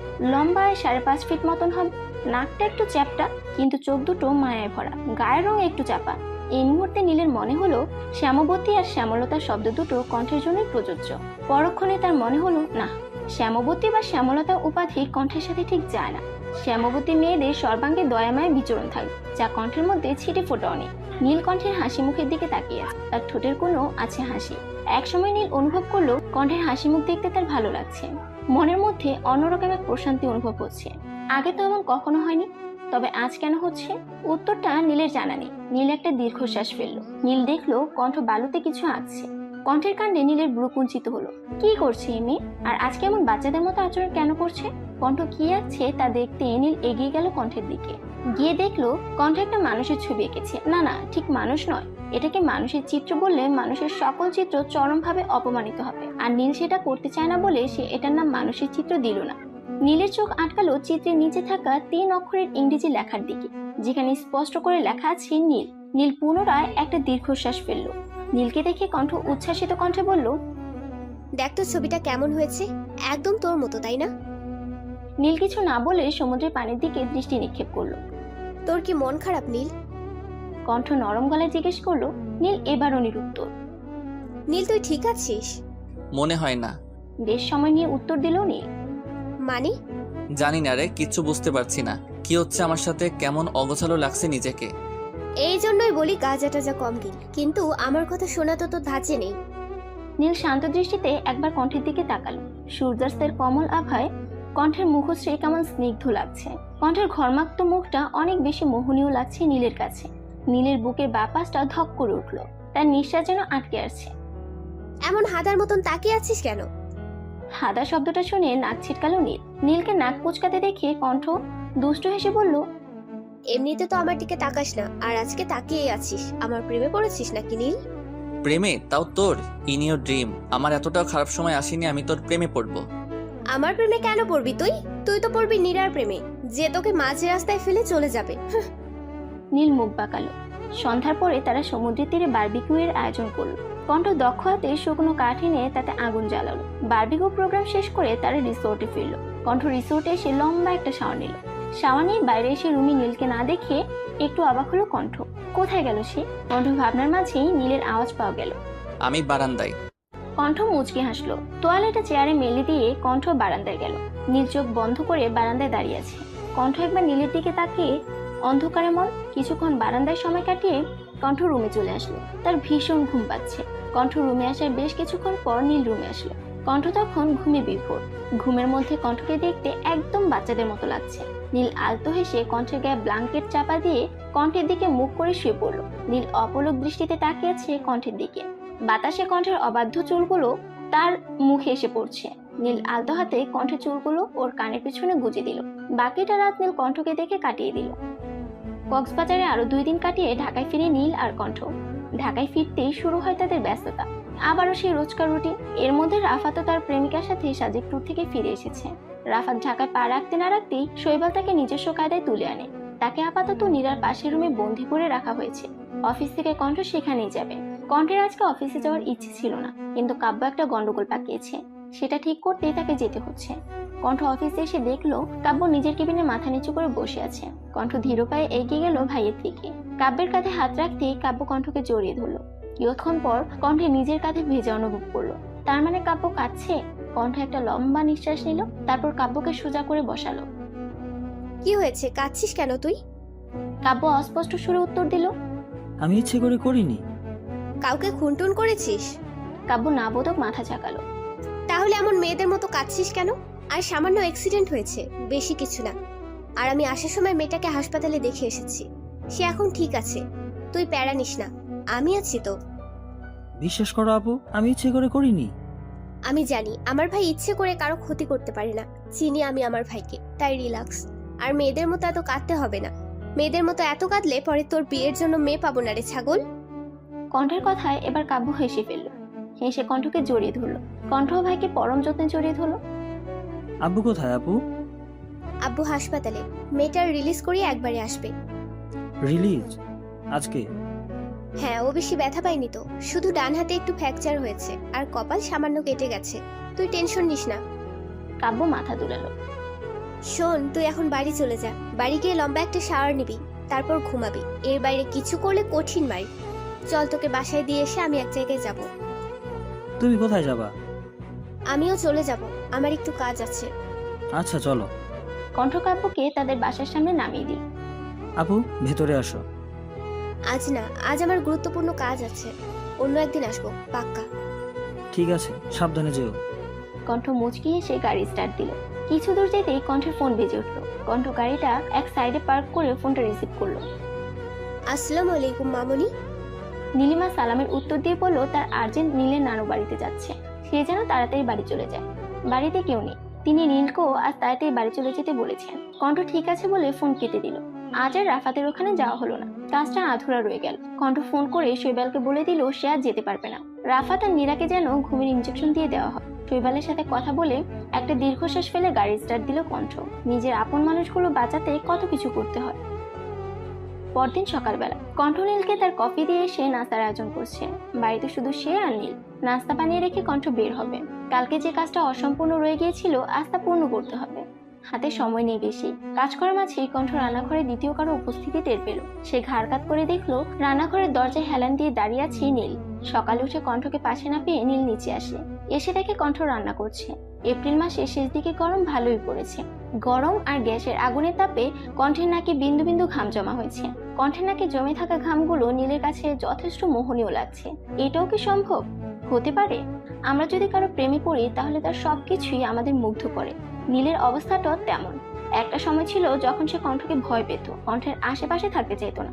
কিন্তু এখন সে সবসময় কণ্ঠের কাছাকাছি থাকতে চায়। নীল এক ধ্যানে কণ্ঠকে দেখছে। আজকাল কেন যেন তার তৃষ্ণার্ত চোখ দুটো শুধু কণ্ঠকে দেখতে চায়। কণ্ঠকে দেখতে না পেলে মনটা কেমন অস্থির অস্থির লাগে। এই কয়দিনে তাদের সম্পর্ক কিছুটা স্বাভাবিক হয়ে গিয়েছে, তবুও কোথাও যেন একটা বাধা রয়ে গেছে। নীলকে দরজার সামনে দাঁড়িয়ে থাকতে দেখে কণ্ঠ প্রশ্ন করে, এখানে খাম্বার মতন দাঁড়িয়ে আছিস কেন? আজকে আর নীল মুখ বাঁকালো না। সে হাসি মুখে কণ্ঠের দিকে এগিয়ে যেতে যেতে জবাব দিল, তোকে সাহায্য করতে এসেছি। কণ্ঠ হাতের ছুরিটা একপাশে রেখে বলল, সাহায্য করতে এসেছিস তুই আমাকে? নীল হাসিটা আর একটু চড়া করে বলল, হুম। এর আগে কখনো রান্না করে এসেছিস? কোনটাকে চিনি আর কোনটাকে লবণ বলে জানিস? জানবো না কেন? তা বল শুনি, তুই কি জানিস? শোন, যেটা আমার মতো মিষ্টি সেটা চিনি, আর যেটা তোর মতন তিতা আর নোনতা সেটা হচ্ছে লবণ। নীলের কথা শুনে কণ্ঠ কটমট দৃষ্টিতে তাকালো নীলের দিকে। কণ্ঠের এমন চাহনিতে নীলের মনের মধ্যে এক প্রকার ভয়ের সুনামি বয়ে গেল। সে কয়েকটা শুকনো ঢুকিলে মেকি হাসি দিয়ে বলল, আই এম জাস্ট জোকিং। তোকে এখানে কেউ জামকি প্যাডেন্টকে উপস্থাপন করতে বলে নাই, তাই নিজের খাটিয়া ঝুঁক নিজের কাছে রাখ।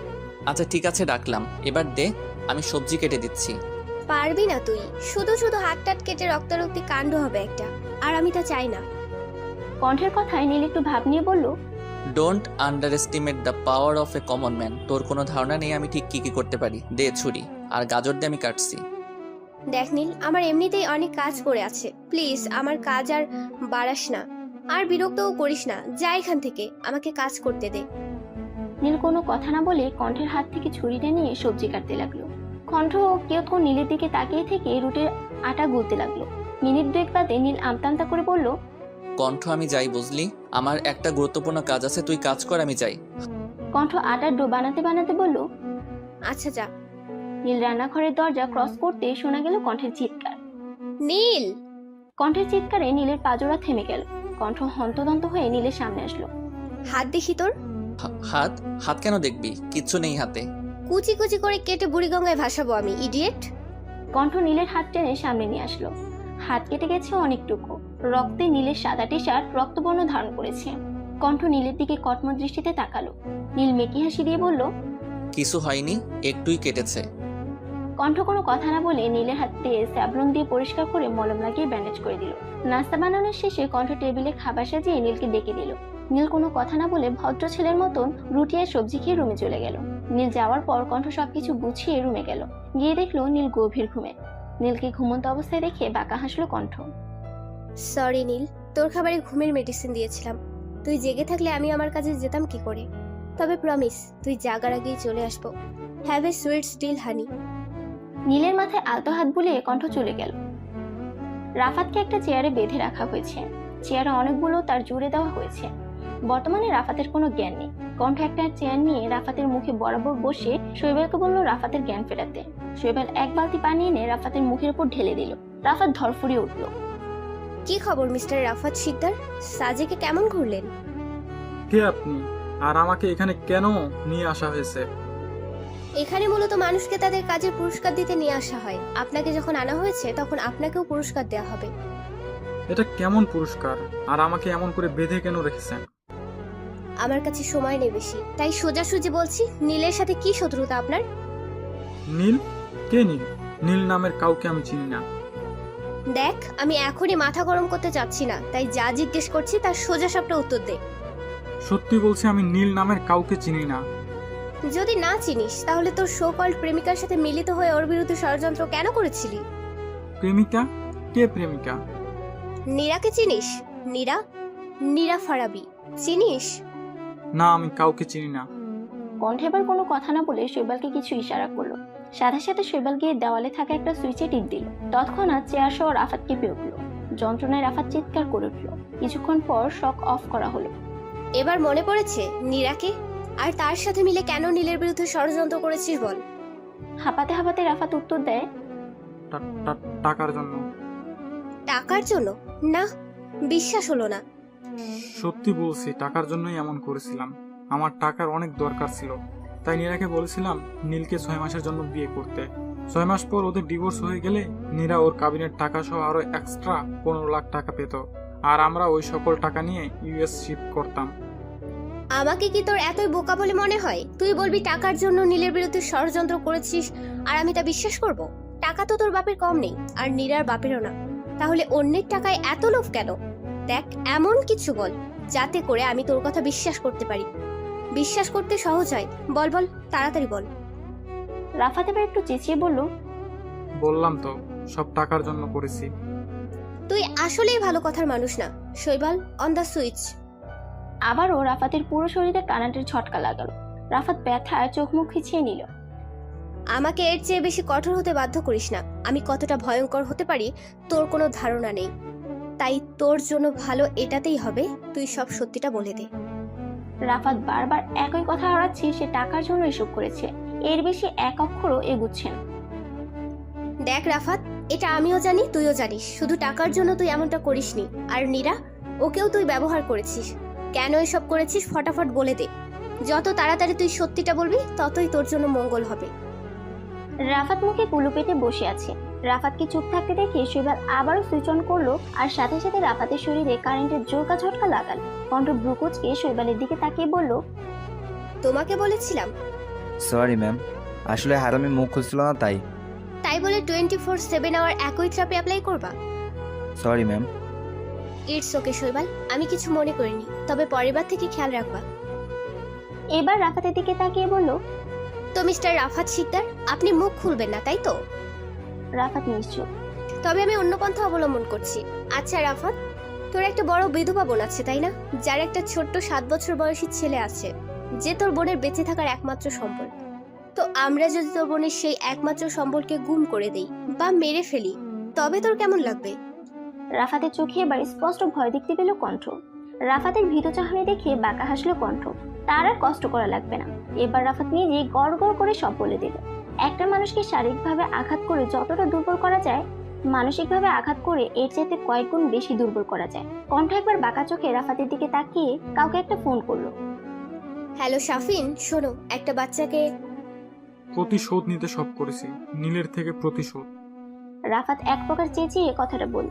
কণ্ঠ আবারও বাঁকা হেসে কান থেকে ফোনটা নামালো। নীল তোর কোন পাকা ধানে মই দিয়েছিল যে তুই ওর থেকে প্রতিশোধ নিতে এসেছিস?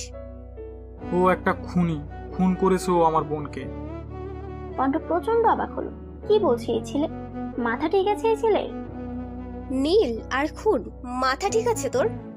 মাথা আমার ঠিকই আছে। তোমার নীল একটা খুনি। ওর জন্য, শুধুমাত্র ওর জন্য আজ আমার ছোট বোন এই দুনিয়াতে নেই। কি দোষ করেছিল আমার বোন? শুধু ওকে ভালোবেসেছিল। এটাই কি ওর দোষ ছিল? কেন? ভালোবাসা কি কোনো অপরাধ? কেন নীলকে ভালোবাসার জন্য আমার বোনকে মরতে হলো? কণ্ঠের মাথা গুলে যাচ্ছে। রাফাতের কোনো কথাই তার বোধগম্য হচ্ছে না। দেখ ভাই, সহজ ভাষায় সবটা বল, যাতে আমি বুঝতে পারি। তখন আমার বোন সবে অনার্সে ভর্তি হয়েছিল। কলেজের নবীনবরণ অনুষ্ঠানে রাফিয়া নীলকে প্রথম দেখেছিল, আর প্রথম দেখাতেই ও নীলকে ভালোবেসে ফেলে। একদিন সাহস করে ও নীলকে নিজের মনের কথাটা বলেও ছিল, কিন্তু নীল কি করলো? ভরা ক্যাম্পাসে ওকে অপমান করলো। রাফিয়া সেই অপমান সহ্য করতে না পেরে বাসায় এসে আত্মহত্যা করে। আমার বোনটার কি দোষ ছিল বলতো? কোনো অপরাধ করেছিল কি? ভালোবাসা তো কোনো অপরাধ নয়। তাহলে আমার বোনের ফুলের মতন জীবনটা কেন অকালে ঝরে গেল? নীলকে একটা মেয়ে প্রপোজ করেছিল? কই, আমি তো জানি না। এটা কিভাবে সম্ভব?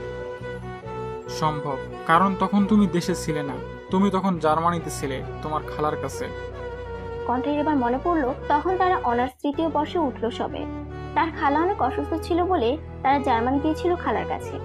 জার্মান যাওয়ার পর নীলের ফোনে প্রায় 5 দিনের মতো বন্ধ ছিল। কারণ জানতে চাইলে নীল বিভিন্নভাবে বিষয়টা এড়িয়ে যেত। নীলকে আমি ছোটবেলা থেকে চিনি। নীল কোনো মেয়েকে অপমান তো দূরে থাক, আজ পর্যন্ত কোনো মেয়ের চোখের দিকে তাকিয়েও কথা বলেনি। তুই কিভাবে বলছিস নীল তোর বোনকে ভরা ক্যাম্পাসে অপমান করেছে? তুই বলবি আর আমি বিশ্বাস করে নেব? বিশ্বাস করা বা না করা সম্পূর্ণ তোমার ব্যাপার, কিন্তু সত্যি এটাই। আমার বোনের ডায়েরিতে স্পষ্ট লেখা আছে ও নীলকে প্রপোজ করেছিল, আর নীল ওকে অপমান করে। কাউকে ভালোবাসার অপরাধে নিজের জীবনটা দিয়ে দিল আমার বোন। শেষ কথাটা তাচ্ছিল্য করে বলল রাফাত। কণ্ঠ রাফাতের কথায় কোনো প্রত্যুত্তর না করে উঠে একপাশে গিয়ে কাউকে ফোন করলো। কিছুক্ষণ পরে সে আবারও রাফাতের সামনে বসলো। মানলাম তোর বোন নীলকে ভালোবাসতো, নীলকে প্রপোজ করেছিল, আর নীলও ওকে অপমান করেছিল। আমাকে এখন একটা কথা বলতো, তোর বোন নীলকে কেমন ভালোবাসতো যে ভালোবাসার মানুষের দু একটা শক্ত কথা হজম করতে পারলো না? তোর বোন তো নিজেকেই ভালোবাসতে জানে না, সে কি করে অন্যকে ভালোবাসবে? নীল ওকে প্রত্যাখ্যান করেছে বলে কি tata bye bye on the sky হয়ে যেতে হবে? এতে কি তোর বোনের ভালোবাসা পূর্ণতা পেল? কি লাভ হলো মরে গিয়ে? আত্মহত্যা কখনোই কোনো সমস্যার সমাধান হতে পারে না। তোর বোন কি পারতো না মুভ অন করতে? আর তুই অপমানের কথা বলছিস? এমন হাজারটা অপমান সহ্য করে নীল, তাই বলে কি সে নিজের জীবন দিয়ে দেয়? আগে নিজেকে ভালোবাসতে জানতে হয়। যে নিজেকে ভালোবাসতে জানে না, সে অন্যের ভালোবাসার অধিকার রাখে না। কণ্ঠ একটু দম নিয়ে বলল, আমাকে একটা কথা বল, নীলার সাথে বিয়ে হলে, বিচ্ছেদ হলে তো নীলের বিশেষ কোনো ক্ষতি হতো না, আর তাদের এতটা বদনামও হতো না। কারণ আমাদের পুরুষতাত্ত্বিক সমাজে বিবাহ বিচ্ছেদ হলে দোষটা মেয়েদের ঘাড়ে এসেই পড়ে, ছেলেদের দোষ কেউ দেখে না। তাহলে কি আন্ডার প্ল্যান করেছিলিস তুই? কণ্ঠের কথায় রাফাত হাসলো। রাফাতকে হাসতে দেখে ভ্রু কুঁচকালো কণ্ঠ। ওরে দাঁত কেলানো বাঞ্ছারাম, দাঁত কেলানো বন্ধ করে বল।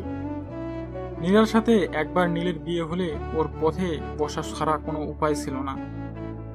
কেন রে? নীরা কি নীলের বাড়ির সব চেয়ার আর সোফা নিলামে তুলতো? তোমরা হয়তো জানো না, নীলের বাবা গত বছর নতুন একটা দলিল করেছেন। সেখানে তিনি নিতুকে দিয়েছেন নিজের 50% প্রপার্টি, আর 50% দিয়েছেন নীলের বউয়ের নামে। মানে যে নীলের বউ হবে সে নীলের বাবার 50% প্রপার্টির মালিক হবে। এসবের কিছু নীল বা তার মা জানে না। নীলের বাবা খুব গোপনে কাজটা করেছেন। নীলের সাথে নীরার বিয়ে হলে নীরা সেই 50% প্রপার্টির মালিকিন হতো, আর নীরার থেকে প্রপার্টি নেওয়া কোনো ব্যাপার ছিল না আমার জন্য। কণ্ঠ অবাক হয়ে রাফাতের কথা শুনল। নীলের বাবা যদি গোপনে কাজটা করে, তুই জানলি কি করে? নীলের বাবা যখন উকিলের সাথে কথা বলছিল তখন আমি শুনে নিয়েছিলাম। আরে পাচ্ছিলিস তুই? ছি, এসব ভালো না, জানিস না? আর নীরা, ওকে কেন ব্যবহার করেছিস? ও আমার প্রেমে পাগল ছিল, আমার সব কথা বিনা প্রশ্নে শুনতে রাজি ছিল, আর আমার প্ল্যানে এমন একজনকেই আমি খুঁজছিলাম, আর পেয়েও গেলাম। ও তো শুধু আমার প্ল্যানের একটা গুটি ছিল মাত্র। কণ্ঠ কিছু বলতে যাবে তখন টুং করে কণ্ঠের ফোনে SMS আসে। SMSটা ওপেন করতেই কণ্ঠের ঠোঁটের কোণে হাসি ফুটে উঠলো। কণ্ঠ ফোনটা রাফাতের সামনে ধরে বলল, তোর বোন নীলকে নয়, নিলয়কে ভালোবাসতো। ডায়েরিতে নীল লেখার কারণ হলো রাফিয়া ভালোবেসে নিলয়কে নীল বলে ডাকতো। ওদের 7 মাসের সম্পর্ক ছিল। নিলয় তোর বোনকে নীলকে প্রপোজ করার ডেয়ার দিয়েছিল। ডেয়ার অনুযায়ী রাফিয়া নীলকে প্রপোজ করে, আর নীল তা প্রত্যাখ্যান করে। ক্যাম্পাসের মাঠে প্রত্যাখ্যান করায় নিলয় তোর বোনকে অনেক কথা শোনায়। তোর বোন কিন্তু সে কারণে আত্মহত্যা করেনি। রাফাত ব্রুকুচকে তাকিয়ে আছে কণ্ঠের দিকে।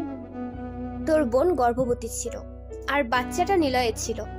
নিলয় সুন্দর করে সেই বাচ্চাকে অস্বীকার করে আর তোর বোনকে যা নয় তাই বলে অপমান করে। নিলয়ের ব্যবহারে রাফিয়া ভেঙে পড়ে। তোদের কাছে জবাব দেওয়ার ভয়ে সে আত্মহত্যা করে। রাফাত ফ্যালফ্যাল করে তাকিয়ে আছে কণ্ঠের দিকে।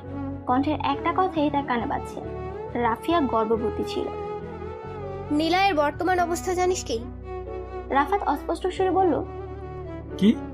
ওর গত বছর HIV ধরা পড়েছে। অবস্থা তেমন ভালো না, যে কোনো দিন তোর বোনের কাছে চলে যেতে পারে। রাফাত নিষ্পলক চোখে তাকিয়ে আছে। আশেপাশে কিছুই তার মাথায় ঢুকছে না। এবার বল, তোকে কি শাস্তি দেওয়া চাই? আমার নীল তো তোর 14 পুরুষের কোনো ক্ষতি করেনি, তবুও যে নীলের ক্ষতি করতে উঠে পড়ে লেগেছিস, এখন তোর কি করব আমি? রাফাত এবারও কোনো উত্তর দিল না। রাফাতের থেকে কোনো উত্তর না পেয়ে কণ্ঠ শৈবালকে ইনজেকশন আনতে বলল। শৈবাল রাফাতের শরীরে ইনজেকশন পুশ করতে গেলে রাফাত মুখ খুলে, এটা কিসের ইনজেকশন? এটা দিলে তুই প্যারালাইজড হয়ে যাবি। রাফাত ভীত নজরে তাকালো কণ্ঠের দিকে, অস্পষ্ট সুরে বলল, এমনটা করো না এমনটা। আমার কিছু হলে আমার বোন আর বোনের বাচ্চাকে কে দেখবে? ওদের যে আমি ছাড়া কেউ নেই। বলে রাফাত আবারও কণ্ঠের দিকে করুণ দৃষ্টিতে তাকালো। কণ্ঠ রাফাতের করুণ চাহনি দেখে আলতো হেসে বলল, চিন্তা করিস না, এটাই কম ডোজ। জাস্ট 7 দিন প্যারালাইজড হয়ে থাকবি, 8ম দিন থেকে নর্মাল হয়ে যাবি। আমি জানি তোর বোন আর বোনের ছেলে তুই ছাড়া আর কেউ নেই। আমি এতটাও খারাপ নই যে একটা পিতৃহীন ছেলের মাথার ওপর থেকে তার ভরসা ছায়া কেড়ে নেব। আর তুই সুস্থ হবার আগ পর্যন্ত ওরা আমার দায়িত্ব। তুই চিন্তা করিস না, ওরা জানবে তুই এতদিন কাজের জন্য ঢাকার বাইরে আছিস, আর তোর চিকিৎসার সকল খরচ আমার। তুই 7 দিন রেস্ট কর। কণ্ঠ শৈবালকে ইশারা করতে সে ইনজেকশন পুশ করে দিল। রাফাত ভাবছে এটাই তার কর্মফল, কিচ্ছু করার নেই। কণ্ঠ তাও তাকে কম শাস্তি দিয়েছে, তার তো আরো বড় শাস্তি পাওনা ছিল। সত্যিটা না জেনে একজন নির্দোষ মানুষের বিরুদ্ধে কত বড় ষড়যন্ত্র করেছিল। নারী থেকেও ক্ষমা চাইতে হবে। মেয়েটা তো তাকে ভালোবেসেছিল, সে কি করলো? মেয়েটির ভালোবাসার সুযোগ নিয়ে তাকে নিজের ঘৃণ্য কাজে ব্যবহার করলো। রাফাত নিজেকে ধিক্কার জানালো, নিজের উপর রাগ হতে শুরু করলো তার। রাফাতকে হাসপাতালে পাঠিয়ে কণ্ঠ গেল নীরার কাছে। রাফাত এতক্ষণ যা যা বলেছে নীরা তার সবটাই শুনেছে। রাফাত তাকে ঠকিয়েছে ভাবতেই কান্নারে যেন দলা পাকিয়ে আসছে। সেটা মানতে পারছে না, রাফাত তাকে ভালোবাসতো না। বুকে অসহ্য ব্যথা অনুভূত হচ্ছে। কণ্ঠ এসে নীরার সামনে বসলো। কি নীরা ম্যাডাম, কেমন আছেন? প্রেমিক তো গেল, এবার কি করবেন কিছু ভেবেছেন? বাড়িতেও তো মনে হয় না জায়গা হবে, যে কাণ্ড ঘটিয়েছেন। তো এখান থেকে কোথায় যাবেন বলুন? US যাবেন? শেষের কথাটা বলে বাঁকা হাসলো কণ্ঠ। নীরা কণ্ঠের কথায় কোনো পাত্তা না দিয়ে বলল, তুমি কি নীলকে ভালোবাসো কণ্ঠ আপু? যদি ভালোই না বাসতাম তাহলে এত কিছু করলাম কেন? ঠেকা পড়ছিল ওই বলদের জন্য এত কিছু করতে। নীল কি তোমাকে ভালোবাসে? নীরার প্রশ্নের উত্তর নেই কণ্ঠের কাছে। একটা সম্পর্কের মূল ভিত্তি হলো বিশ্বাস। তুমি নীলের সাথে সম্পর্কটা তৈরি করেছো মিথ্যার উপর ভিত্তি করে। তোমার কি মনে হয় তোমাদের সম্পর্কটা টিকবে? আমার কিন্তু তা মনে হয় না। নীল তোমাকে বিশ্বাস করে ঠকেছে, এটা যদি নীল জানে তাহলে তোমার কি হবে? ও মেনে নেবে তোমাকে নাকি ছুঁড়ে ফেলে দিবে? কথায় আছে না, ঢেকি স্বর্গে গেলেও ধান ভানে। তোমার হয়েছে এই অবস্থা, নিজের কথা চিন্তা করো আগে।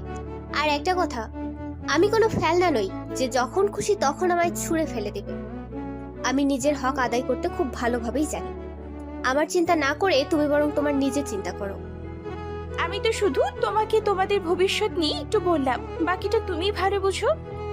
কণ্ঠ নীরাকে আর কিছু না বলে শৈবালকে উদ্দেশ্য করে বলল, শৈবাল, নীরার পাসপোর্ট আর ভিসার ব্যবস্থা করো, আর যত তাড়াতাড়ি পারো এই ঝামেলাকে বিদায় করো।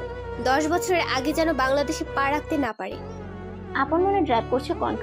আজ থেকে সকল ঝামেলার অবসান হলো। এখন নীলের জীবনে আর কোনো বিপদ নেই, কিন্তু কতক্ষণেই তা কণ্ঠের জানা নেই। কারণ বিপদ না বাড়িয়ে আনলে ওই ছেলের আবার রাতে ভালো ঘুম হয় না ভেবে কণ্ঠ মুচকি হাসলো। গাড়ির রেডিওতে একটা শো চলছে, শোটা কণ্ঠের ভালোই লাগে। এতে আজকের বিষয় বিশ্বাস। সম্পর্কে ভালোবাসা থাকাটা যত জরুরি, বিশ্বাস থাকা ততটাই জরুরি। বিশ্বাস যে কোনো সম্পর্কের ভিত্তি। বিশ্বাস না থাকলে সম্পর্ক টিকে থাকে না। যে সম্পর্ক মিথ্যা দিয়ে শুরু হয় সে সম্পর্কের কোনো ভবিষ্যৎ থাকে না। প্রত্যেক সম্পর্কে সত্য থাকতে হয়। শোতে আরো অনেক কথা বলা হলো। কণ্ঠ শোয়ের প্রত্যেকটি কথা খুব মন দিয়ে শুনলো, আর নীরার বলা কথাগুলোও ভাবলো। আচ্ছা, নীল যদি জানতে পারে বিয়ের দিন নীরাকে আমি কিডন্যাপ করিয়েছিলাম, তাহলেও কি করবে? আমাকে ভুল বুঝবে, ভুল বুঝে দূরে সরিয়ে রাখবে। কণ্ঠের ভেতর কেমন জানি অস্থিরতা কাজ করছে। সে কোনো রকম বাড়ি ফিরল। রুমে গিয়ে দেখলো নীল এখনো ঘুমোচ্ছে। কণ্ঠ একবার নীলের দিকে তাকিয়ে ফ্রেশ হয়ে এসে নীলের পাশে শুয়ে পড়ল। নীল আর তার সম্পর্কের ভবিষ্যৎ কি তা চিন্তা করতে করতে সে ঘুমিয়ে গেল। কণ্ঠের ঘুম ভাঙলো আজানের শব্দে। ঘুম ভেঙে পাশে নীলকে দেখতে পেল না সে। কণ্ঠ তেমন একটা মাথা না ঘামিয়ে অজু করে এসে নামাজ পড়ে নিল। বাহিরে মৃদু অন্ধকার বিরাজমান। নীল বারান্দায় দাঁড়িয়ে বাইরের দিকে তাকিয়ে গান গাইছে। কণ্ঠ রুমে দাঁড়িয়ে নীলের গান শুনছে। কণ্ঠ বরাবরের মতো এবারও নীলের গানে মুগ্ধ হতো। আগে প্রতিদিন ক্যাম্পাসে নীল গান গাইতো আর কণ্ঠ গিটার বাজাতো। গান শেষ করে নীল অন্ধকারে ছেয়ে থাকা আকাশের দিকে তাকালো। কত বিশাল এই আকাশ! বিশাল আকাশ দেখতে নীলেরও ভীষণ আনন্দ লাগে। নীলের গান শেষ হলে কণ্ঠ গুটি গুটি পায়ে নীলের দিকে এগিয়ে গেল। মৃদু স্বরে তাকে ডাকলো, নীল। আকাশের দিকে মুখ করে নীল উত্তর দিল। বল। কণ্ঠ ভাবলো নীলের হয়তো মন খারাপ। নীলিমা বাসায় না থাকলে নীলের মন খারাপ থাকে তা কণ্ঠ জানে। নীল, আমি তোকে কিছু বলতে চাই। এবার নীল কণ্ঠের দিকে তাকিয়ে গদগদ হয়ে বলল, তুই কি আমাকে প্রপোজ করবি কণ্ঠ? Wow, that's great. তুই জানিস আমার অনেক দিনের শখ ছিল আমার বউ আমাকে প্রপোজ করবে। আমার এতদিনের শখ আজকে পূরণ হতে যাচ্ছে। শোন, সুন্দর করে হাঁটু গেড়ে সুন্দর করে বসে প্রপোজ করবি, তা না হলে ওই আসল ফিলটা আসবে না, বুঝেছিস? নে শুরু কর। কণ্ঠ দাঁতে দাঁত চেপে তাকিয়ে আছে নীলের দিকে। এই ছেলে এসব চিন্তা করে? কণ্ঠ তাকে প্রপোজ করবে? Like seriously? এ কি রে কণ্ঠ, তোর হাত খালি কেন? খালি হাতে প্রপোজ করবি নাকি? এটা কেমন কথা কণ্ঠ? এত বড় একটা কোম্পানির এমডি হয়ে তুই নিজের বরকে খালি হাতে প্রপোজ করবি? আমি তো তোর নিজের বরই নাকি? অন্যের তো আর না। খালি হাতে প্রপোজ করলে কেমন জানি বিধবা মার্কা লাগে, আর মানুষ জানলে আমার মান সম্মান থাকবে? আচ্ছা ঠিক আছে, এক কাজ কর, তুই আমার গাছের একটা ফুল দিয়ে আপাতত কাজ চালিয়ে নে। কণ্ঠ সহ্য করতে না পেরে চুপচাপ রুমে চলে আসলো। কিরে কই যাস? ওই কণ্ঠ, প্রপোজ করবি না? কিরে? কণ্ঠ নীলকে পাত্তা না দিয়ে কাঁথা মুড়ি দিয়ে শুয়ে পড়ল। নীল একবার কণ্ঠের দিকে তাকিয়ে বলল, সাচে আনরোমান্টিক মহিলা। নীল কণ্ঠের পিছন পিছন রুমে গেল। ততক্ষণে কণ্ঠ ব্ল্যাঙ্কেট চাপা দিয়ে শুয়ে পড়েছে। নীল কণ্ঠের দিকে তাকিয়ে ব্রু কুঁচকে দাঁড়িয়ে আছে। এত গরমে কেউ ব্ল্যাঙ্কেট চাপা দেয়, তাও আবার এসি অফ করে? আচমকাই নীলের মাথায় একটা শয়তানি বুদ্ধি এলো। নীল একটা বাঁকা হাসি দিয়ে কাভার থেকে আরো দুটো ব্ল্যাঙ্কেট এনে কণ্ঠের গায়ে সুন্দর করে চাপা দিয়ে দিল। কিছুক্ষণ পর কণ্ঠ সকল ব্ল্যাঙ্কেট সরিয়ে উঠে বসলো। সে ঘন ঘন নিঃশ্বাস নিচ্ছে, সেই সাথে সে ঘেমে একাকার। নীল একটা মুখ ফেঞ্চি দিয়ে নিচে চলে গেল। আকাম করে তার মনটা এখন কফি চাইছে। নীল নিচে গিয়ে দেখলো ওর বাবা মা চলে এসেছে। মাকে দেখে নীল দৌড়ে গিয়ে তাকে জড়িয়ে ধরলো। আমি তোমাকে খুব মিস করেছি আম্মু। নীলিমা মুখ বাঁকিয়ে বলল, এ আর নতুন কি? তুই তো সব সময় আমাকে মিস করিস। বিয়ে দিলাম কই নিজের বউকে মিস করবি, তা না মাকে মিস করে। আচ্ছা কণ্ঠ কোথায়? ও রুমে আছে, দাঁড়াও ডাকছি। না থাক, টাকার দরকার নেই। ফ্রেশ হয়ে আয়, তারপর না হয় দেখা করব। ঠিক আছে যাও। রাতে পুরো পরিবার একসাথে খাবার খেলো, আড্ডা দিল। নিতু তো নিজের কথা ঝুড়ি খুলে বসেছে। পরদিন সকালবেলা সবাই নাস্তা টেবিলে বসে ধীরে সুস্থে নাস্তা করছে। শুধু নীল একটু ব্যতিক্রম। সে তাড়াতাড়ি করে কিছু খেয়ে গুরুত্বপূর্ণ কাজ আছে বলে বেরিয়ে আসলো। পার্কিং এ এসে নীল কণ্ঠের গাড়ির সামনে দাঁড়ালো। মিষ্টি হেসে কণ্ঠের গাড়ির সাথে কিছুক্ষণ একান্তে সময় কাটালো। অতঃপর শয়তানি হাসি দিয়ে নিজের গাড়িতে আরাম করে বসলো। কিছুক্ষণ পর দূর থেকে কণ্ঠকে আসতে দেখে নিজের ফোনটা কানে ধরে কারোর সাথে কথা বলার অ্যাক্টিং করতে লাগলো। কণ্ঠ পার্কিং এ এসে নীলকে গাড়িতে বসে থাকতে দেখে ব্রু কুঁচকালো। এ তো অনেক আগেই বেরিয়েছিল, এখনো যায়নি কেন? কণ্ঠ নীলকে বিশেষ পাত্তা না দিয়ে নিজের গাড়িতে বসলো। প্রথমে গাড়ি স্টার্ট হলো, কিন্তু চললো না।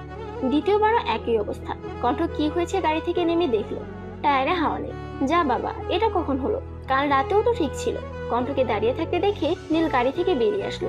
এসে জিজ্ঞেস করলো, কি হয়েছে, দাঁড়িয়ে আছিস কেন? কণ্ঠ বিরক্ত হয়ে বলল, টায়ারে হাওয়া নেই। ও আচ্ছা চল, আমি তোকে তোর অফিসে নামিয়ে দিয়ে আসছি। লাগবে না, আমি ক্যাব বুক করে নেব।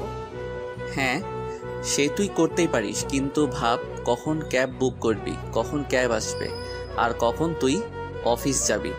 আর তোর তো আজকে ইম্পর্টেন্ট মিটিংও আছে, দেরি হয়ে গেলে কিন্তু ডিল ফাইনাল হবে না। কণ্ঠ কিয়ৎক্ষণ নীলের দিকে তাকিয়ে থেকে তার সাথে যেতে রাজি হলো। আচ্ছা চল। চল। কণ্ঠ বড় বড় কদমে গাড়িতে উঠে বসলো। কণ্ঠ গাড়িতে গিয়ে বসতেই নীল বাঁকা হাসি দিল। তেরা বউকে সোজা করতে একটু শয়তানি বুদ্ধি তো খাটাতেই হয়। নীল স্টাইল মেরে সানগ্লাস চোখে দিয়ে গাড়িতে উঠে বসলো। গাড়ি চলছে আপন গতিতে। কণ্ঠ বাইরের দিকে তাকিয়ে আছে, আর নীল বিরক্তি নিয়ে তাকিয়ে আছে কণ্ঠের দিকে। এক পর্যায়ে নীল কণ্ঠের বাহুতে চিমটি কাটলো। কি সমস্যা তোর? চিমটি দিলি কেন? আমার সমস্যায় পরে আসা যাবে, আগে বল তোর সমস্যা কোথায়? বাইরে কি দেখিস তুই? প্রকৃতি দেখি। সিরিয়াসলি কণ্ঠ, তুই ঢাকা শহরে প্রকৃতি দেখিস? দেখ, বাহিরে তাকিয়ে জ্যাম ছাড়া কিছু দেখা যায় না। এটাই ঢাকার সৌন্দর্য। তুই আসলে একটা বেরসিক মানুষ। তোর পাশে এত সুন্দর, এত ড্যাশিং, স্মার্ট, কিউট একটা ছেলে বসে আছে। কোথায় তুই তাকে দেখবি, অপলকভাবে দেখবি, দেখতে দেখতে নিজের চোখের জ্যোতি কমিয়ে ফেলবি, তাও তোর আমাকে দেখা শেষ হবে না। আর আমি যখন তোর দিকে তাকাবো, তুই লাজুক হেসে মাথা নত করবি, তাহলে না বিষয়টা জমবে। কণ্ঠের কোনো উত্তর না পেয়ে নীল কণ্ঠের দিকে তাকালো, আর যা দেখলো তাতে ওর মেজাজ তুঙ্গে। কণ্ঠ কানে হেডফোন লাগিয়ে আরাম করে গান শুনছে। নীল টান দিয়ে হেডফোন নিয়ে গাড়ির জানালা দিয়ে বাইরে ফেলে দিল। কণ্ঠ দাঁতে দাঁত চেপে বলল, কি করলি এটা? ফেলে দিলাম। কেন দিলি? কারণ এটাকে এই মুহূর্তে নিজের সতীন বলে মনে হচ্ছিল। হোয়াট? মানে কি? মানে হলো, তুই আমার দিকে তো তাকিয়ে গান শুনছিলি। তোর কি রূপ বেড়েছে নাকি পাখনা গজিয়েছে যে আমি তোকে দেখবো? 2 বছর আগে যেমন ছিলিস এখনো একই রকম আছিস। কে বলেছে একরকম আছি? 2 বছর আগে আমি পিওর সিঙ্গেল ছিলাম, আর এখন আমি পিওর মিঙ্গেল। আমার একটা দোষী বউ আছে। তোর কি মনে হচ্ছে না তুই ইদানিং উদ্ভট আচরণ করছিস? পাপী নারী, স্বামীকে তুই বলার অপরাধে তোর গর্দান নেওয়া উচিত। অসভ্য মহিলা একটা। স্বামীকে কেউ তুই করে বলে? সম্মান দিবি, বুঝলি? তুই কোন দেশের প্রেসিডেন্ট তোকে সম্মান দেব? নিজের বেস্ট ফ্রেন্ডকে না হয় সম্মান না দিলি, তাই বলে কি নিজের স্বামীকে সম্মান দিবি না? আর কালকে তুই আমাকে প্রপোজ করতে এসে প্রপোজ করলি না কেন? কে বলছে আমি তোরে প্রপোজ করতে গেছিলাম? আমি তো একটা সিরিয়াস কথা বলতে গিয়েছিলাম। শোন, দুনিয়াতে প্রেমে পড়ার আর প্রেমকে ইজহার করার চেয়ে দ্বিতীয় কোনো কিছু সিরিয়াস হতে পারে না। প্রেম বিষয়টাই সিরিয়াস। হেলাফেলা করলেই সর্বনাশ, মারাত্মক সর্বনাশ। এমন একটা সিরিয়াস ব্যাপারকে তুচ্ছ তাচ্ছিল্য করা ঠিক নয়। হয়েছে, নিজের ভাষণ বন্ধ করে এবার গাড়ি থামা। আমার অফিস এসে গেছে। এত তাড়াতাড়ি কিভাবে আসলো? ফর ইওর কাইন্ড ইনফরমেশন, আপনি বিগত 40 মিনিট যাবৎ ফালতু বকবক করে চলেছেন। আমার কথা তোর কাছে ফালতু মনে হয়? অবশ্যই মনে হয়। আর নীল, তুই তো আগে এমন ছিলিস না। বোম ফাটলেও তো তোর পেট থেকে কোনো কথা বের করানো যেত না। আর এখন হাজার বলেও চুপ করানো যায় না। কি হয়েছে কি তোর? প্রেমে ধরেছে রে পাগলি, প্রেমে ধরেছে। তুই নেহি সমঝেগা। কণ্ঠ কোনো কথা না বলে চুপচাপ বেরিয়ে আসলো। এই ছেলের কাছে আর 2 মিনিট থাকলে ফর শিওর সে পাগল হয়ে পাবনা চলে যাবে। দুপুরবেলা কণ্ঠ নিজের কেবিনে বসে কাজ করছে। এমন সময় হুড়মুড় করে কেবিনে প্রবেশ করলো নীল। নীলকে দেখে কণ্ঠ অবাক হলো, কারণ সে এই মুহূর্তে এখানে নীলকে আশা করেনি। তুই এই সময় এখানে কেন? তোর বাপির অফিসে কি আমি আসতে পারি না? সোজা উত্তর দেয়া যায় না? যাই, কিন্তু সেটা ডিপেন্ড করে উত্তর কোন টাইপের মানুষকে দেওয়া হচ্ছে তার উপর। বাদ দে ওসব কথা। লাঞ্চ করেছিস? না। গ্রেট, আমিও করিনি। চল আজকে একসাথে লাঞ্চ করব। ঠিক আছে, তুই বস, আমি খাবার অর্ডার করছি। তোকে কি আমি নিরামিষ শখে বলি? তুই আসলে একটা অকর্মণ্য মেয়ে। বেশি বকবক না করে চল এখন আমার সাথে। কোথায় যাব? তোকে বললাম না চুপ থাকতে। বলেই কণ্ঠকে টেনে নিয়ে যেতে লাগলো। আরে এভাবে টানছিস কেন? তোর কি ইচ্ছে তোকে আমি কোলে করে নিয়ে যাব?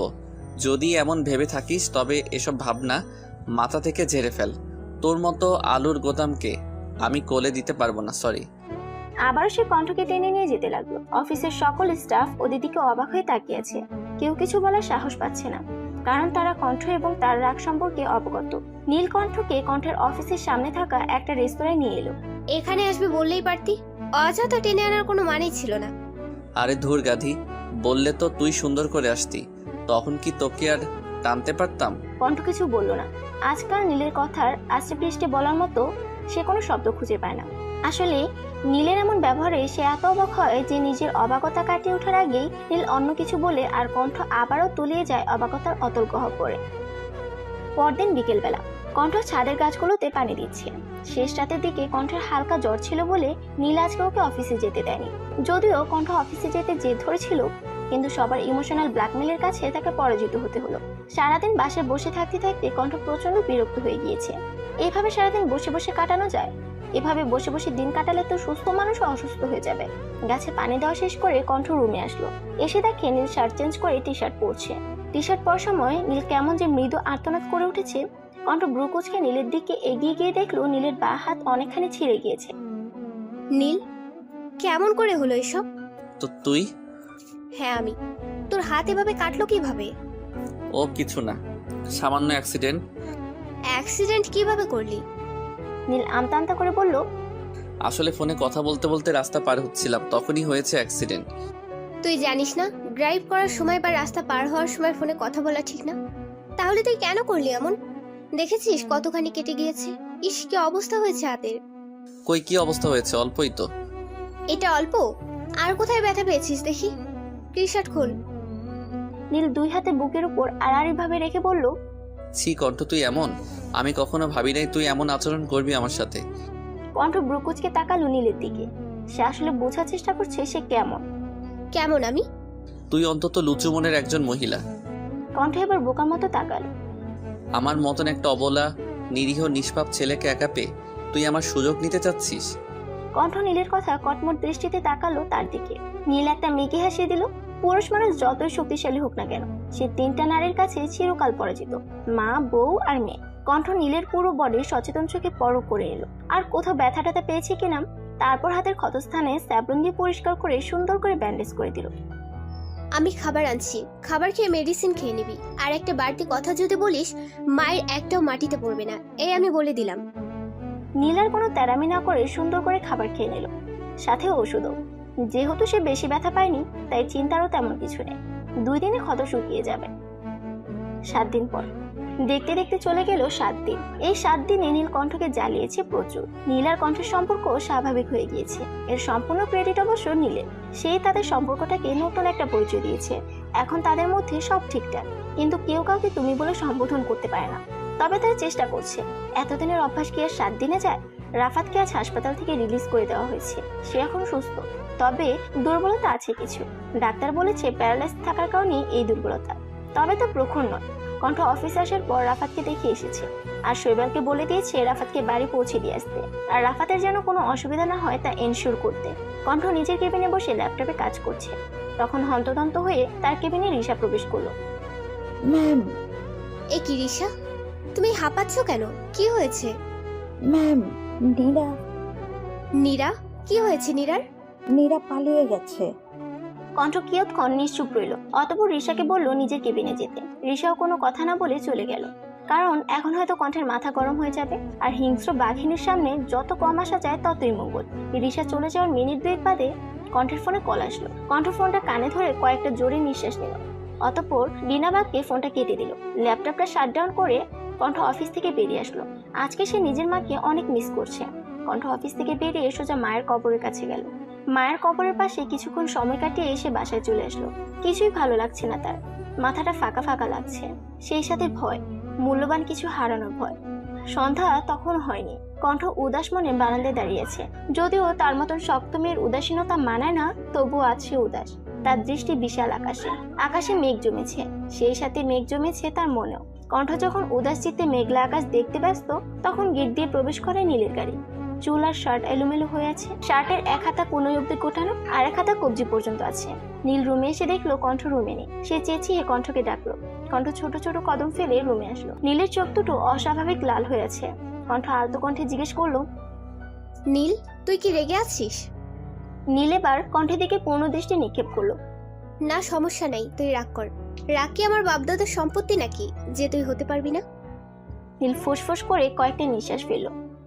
আমার জন্য 1 কাপ চা নিয়ে আয়। কিন্তু তুই তো চা। কণ্ঠকে কিছু বলতে না নিয়ে নীল খুব জোরে কণ্ঠের নাকে কামড় বসালো। কিয়ৎক্ষণ ছেড়ে দিল। কি করলি কি তুই? আমার নাকে কেন কামড় দিলি? চা নিয়ে আয়, তারপর বলছি। কণ্ঠ কোনো কথা না করে রান্নাঘরে চলে যায়। মিনিট 2 বাদে সে চা নিয়ে ফিরে আসে। নীল ততক্ষণে চেঞ্জ করে নিয়েছে। কণ্ঠ চায়ের কাপটা এসে ঠাস করে সেন্টার টেবিলে রাখলো। নীল ব্রু কুঁচকে তাকালো কণ্ঠের দিকে। সেন্টার টেবিল থেকে চায়ের কাপটা নিয়ে তাতে চুমুক দিয়ে বলল, জানিস আজ আমার অফিসে নীরা না কিরা যে ওটা এসেছিল? ইটস নীরা। তো আমার শ্বশুরের কি জানিস ওই বেয়াদব মেয়ে কি বলে? কণ্ঠের ভয় এবার গাঢ় হলো। তাহলে কি তারা নীলের সম্পর্কের সমাপ্তি এখানেই? কণ্ঠ ভয়ে ভয়ে নীলকে জিজ্ঞেস করলো। কি কি কি বলি? বলে বিয়ের দিন তুই নাকি ওকে কিডন্যাপ করেছিলিস, আর এতদিন নাকি ও তোর এখানে বন্দি ছিল। তা তুই কি বললি? বলিনি, শুধু করেওছি। কি করেছিস? ঠাডিয়ে দুটো থাপ্পড় দিয়েছে ওই বেয়াদবটাকে। কণ্ঠ অবাক হয়ে জিজ্ঞেস করলো, মারলি কেন ওকে? আদব করার কথা ছিল নাকি? আরও তো দুটো দিতে ইচ্ছে করছিল। বেয়াদব মেয়ে মানুষ একটা আসছে আমার শোকের সংসারে আগুন লাগাতে। কণ্ঠ নীলকে দেখছে, সে এক মনে চায়ের কাপে চুমুক দিচ্ছে আর নীরাকে বকছে। কণ্ঠ ভেবেছিল নীলকে সব সত্যিটা বলে দিবে, কিন্তু এখন সে নিজের সিদ্ধান্ত পরিবর্তন করলো। থাকুক না কিছু কথা অজানা, কিছু কথা গোপনে রেখে যদি জীবনে ভালো থাকা যায়, সুখে থাকা যায়, তাহলে তা গোপনে থাকাই শ্রেয়। 2 দিন পর কণ্ঠ আর নীল ছাদে বসে তারা দেখছে। কণ্ঠ নীলের কাঁধে মাথা দিয়ে রেখেছে। নীল এটা ওটা বলছে আর কণ্ঠ মন দিয়ে তা শুনছে। এমন সময় টুং করে কণ্ঠের ফোনে SMS আসলো। কণ্ঠ দেখলো শৈবালের নম্বর থেকে SMS। শৈবাল বলেছে নীরাকে ফ্লাইটে উঠিয়ে দেওয়া হয়েছে। কাতার যেতেই তার পাসপোর্ট নিয়ে নেওয়া হবে। কণ্ঠ যখন বলবে নীরার পাসপোর্ট তখন তাকে দেওয়া হবে, আর তখনই সে দেশে আসতে পারবে। নীরার দেশ ছাড়ার খবর পেয়ে স্বস্তির নিঃশ্বাস ফেলে কণ্ঠ। এই মেয়ে একেবারে ঝেঁকে বসেছিল ঘাড়ের উপর, এখন সব শান্তি। জীবনের খাতা থেকে কেটে গেল অনেকগুলো দিন, অনেকগুলো বছর। অনেক কিছু পাল্টেছে, হয়েছে যোজন বিয়োজন। এক বিকেল বেলায় নীল আর কণ্ঠ বাগানে বসে গল্প করছে। এমন সময় তাদের দিকে দৌড়ে এলো 5 বছর বয়সী একটা বাচ্চা মেয়ে।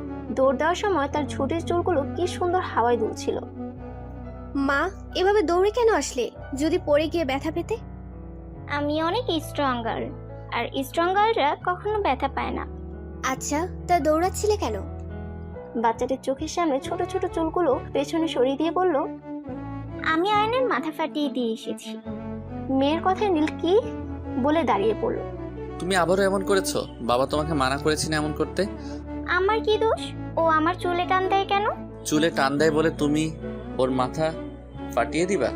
ওর এত বড় সাহস, ও ফুলের চুল ধরে টানে। ওর তো ভাগ্য ভালো যে ওর মাথাটা কেটে ফেলিনি। বলেই হনহন করে বাচ্চাটির বাড়ির ভিতরে চলে গেল।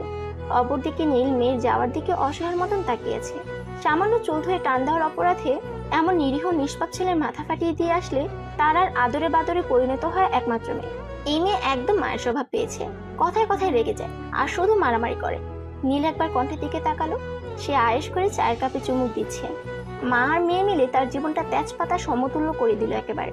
এর মাঝে কণ্ঠ বলল, আমার দিকে তাকিয়ে না থেকে মেয়ের অভিমান ভাঙাও কি, নইলে আজ আর তোমার রক্ষে নেই।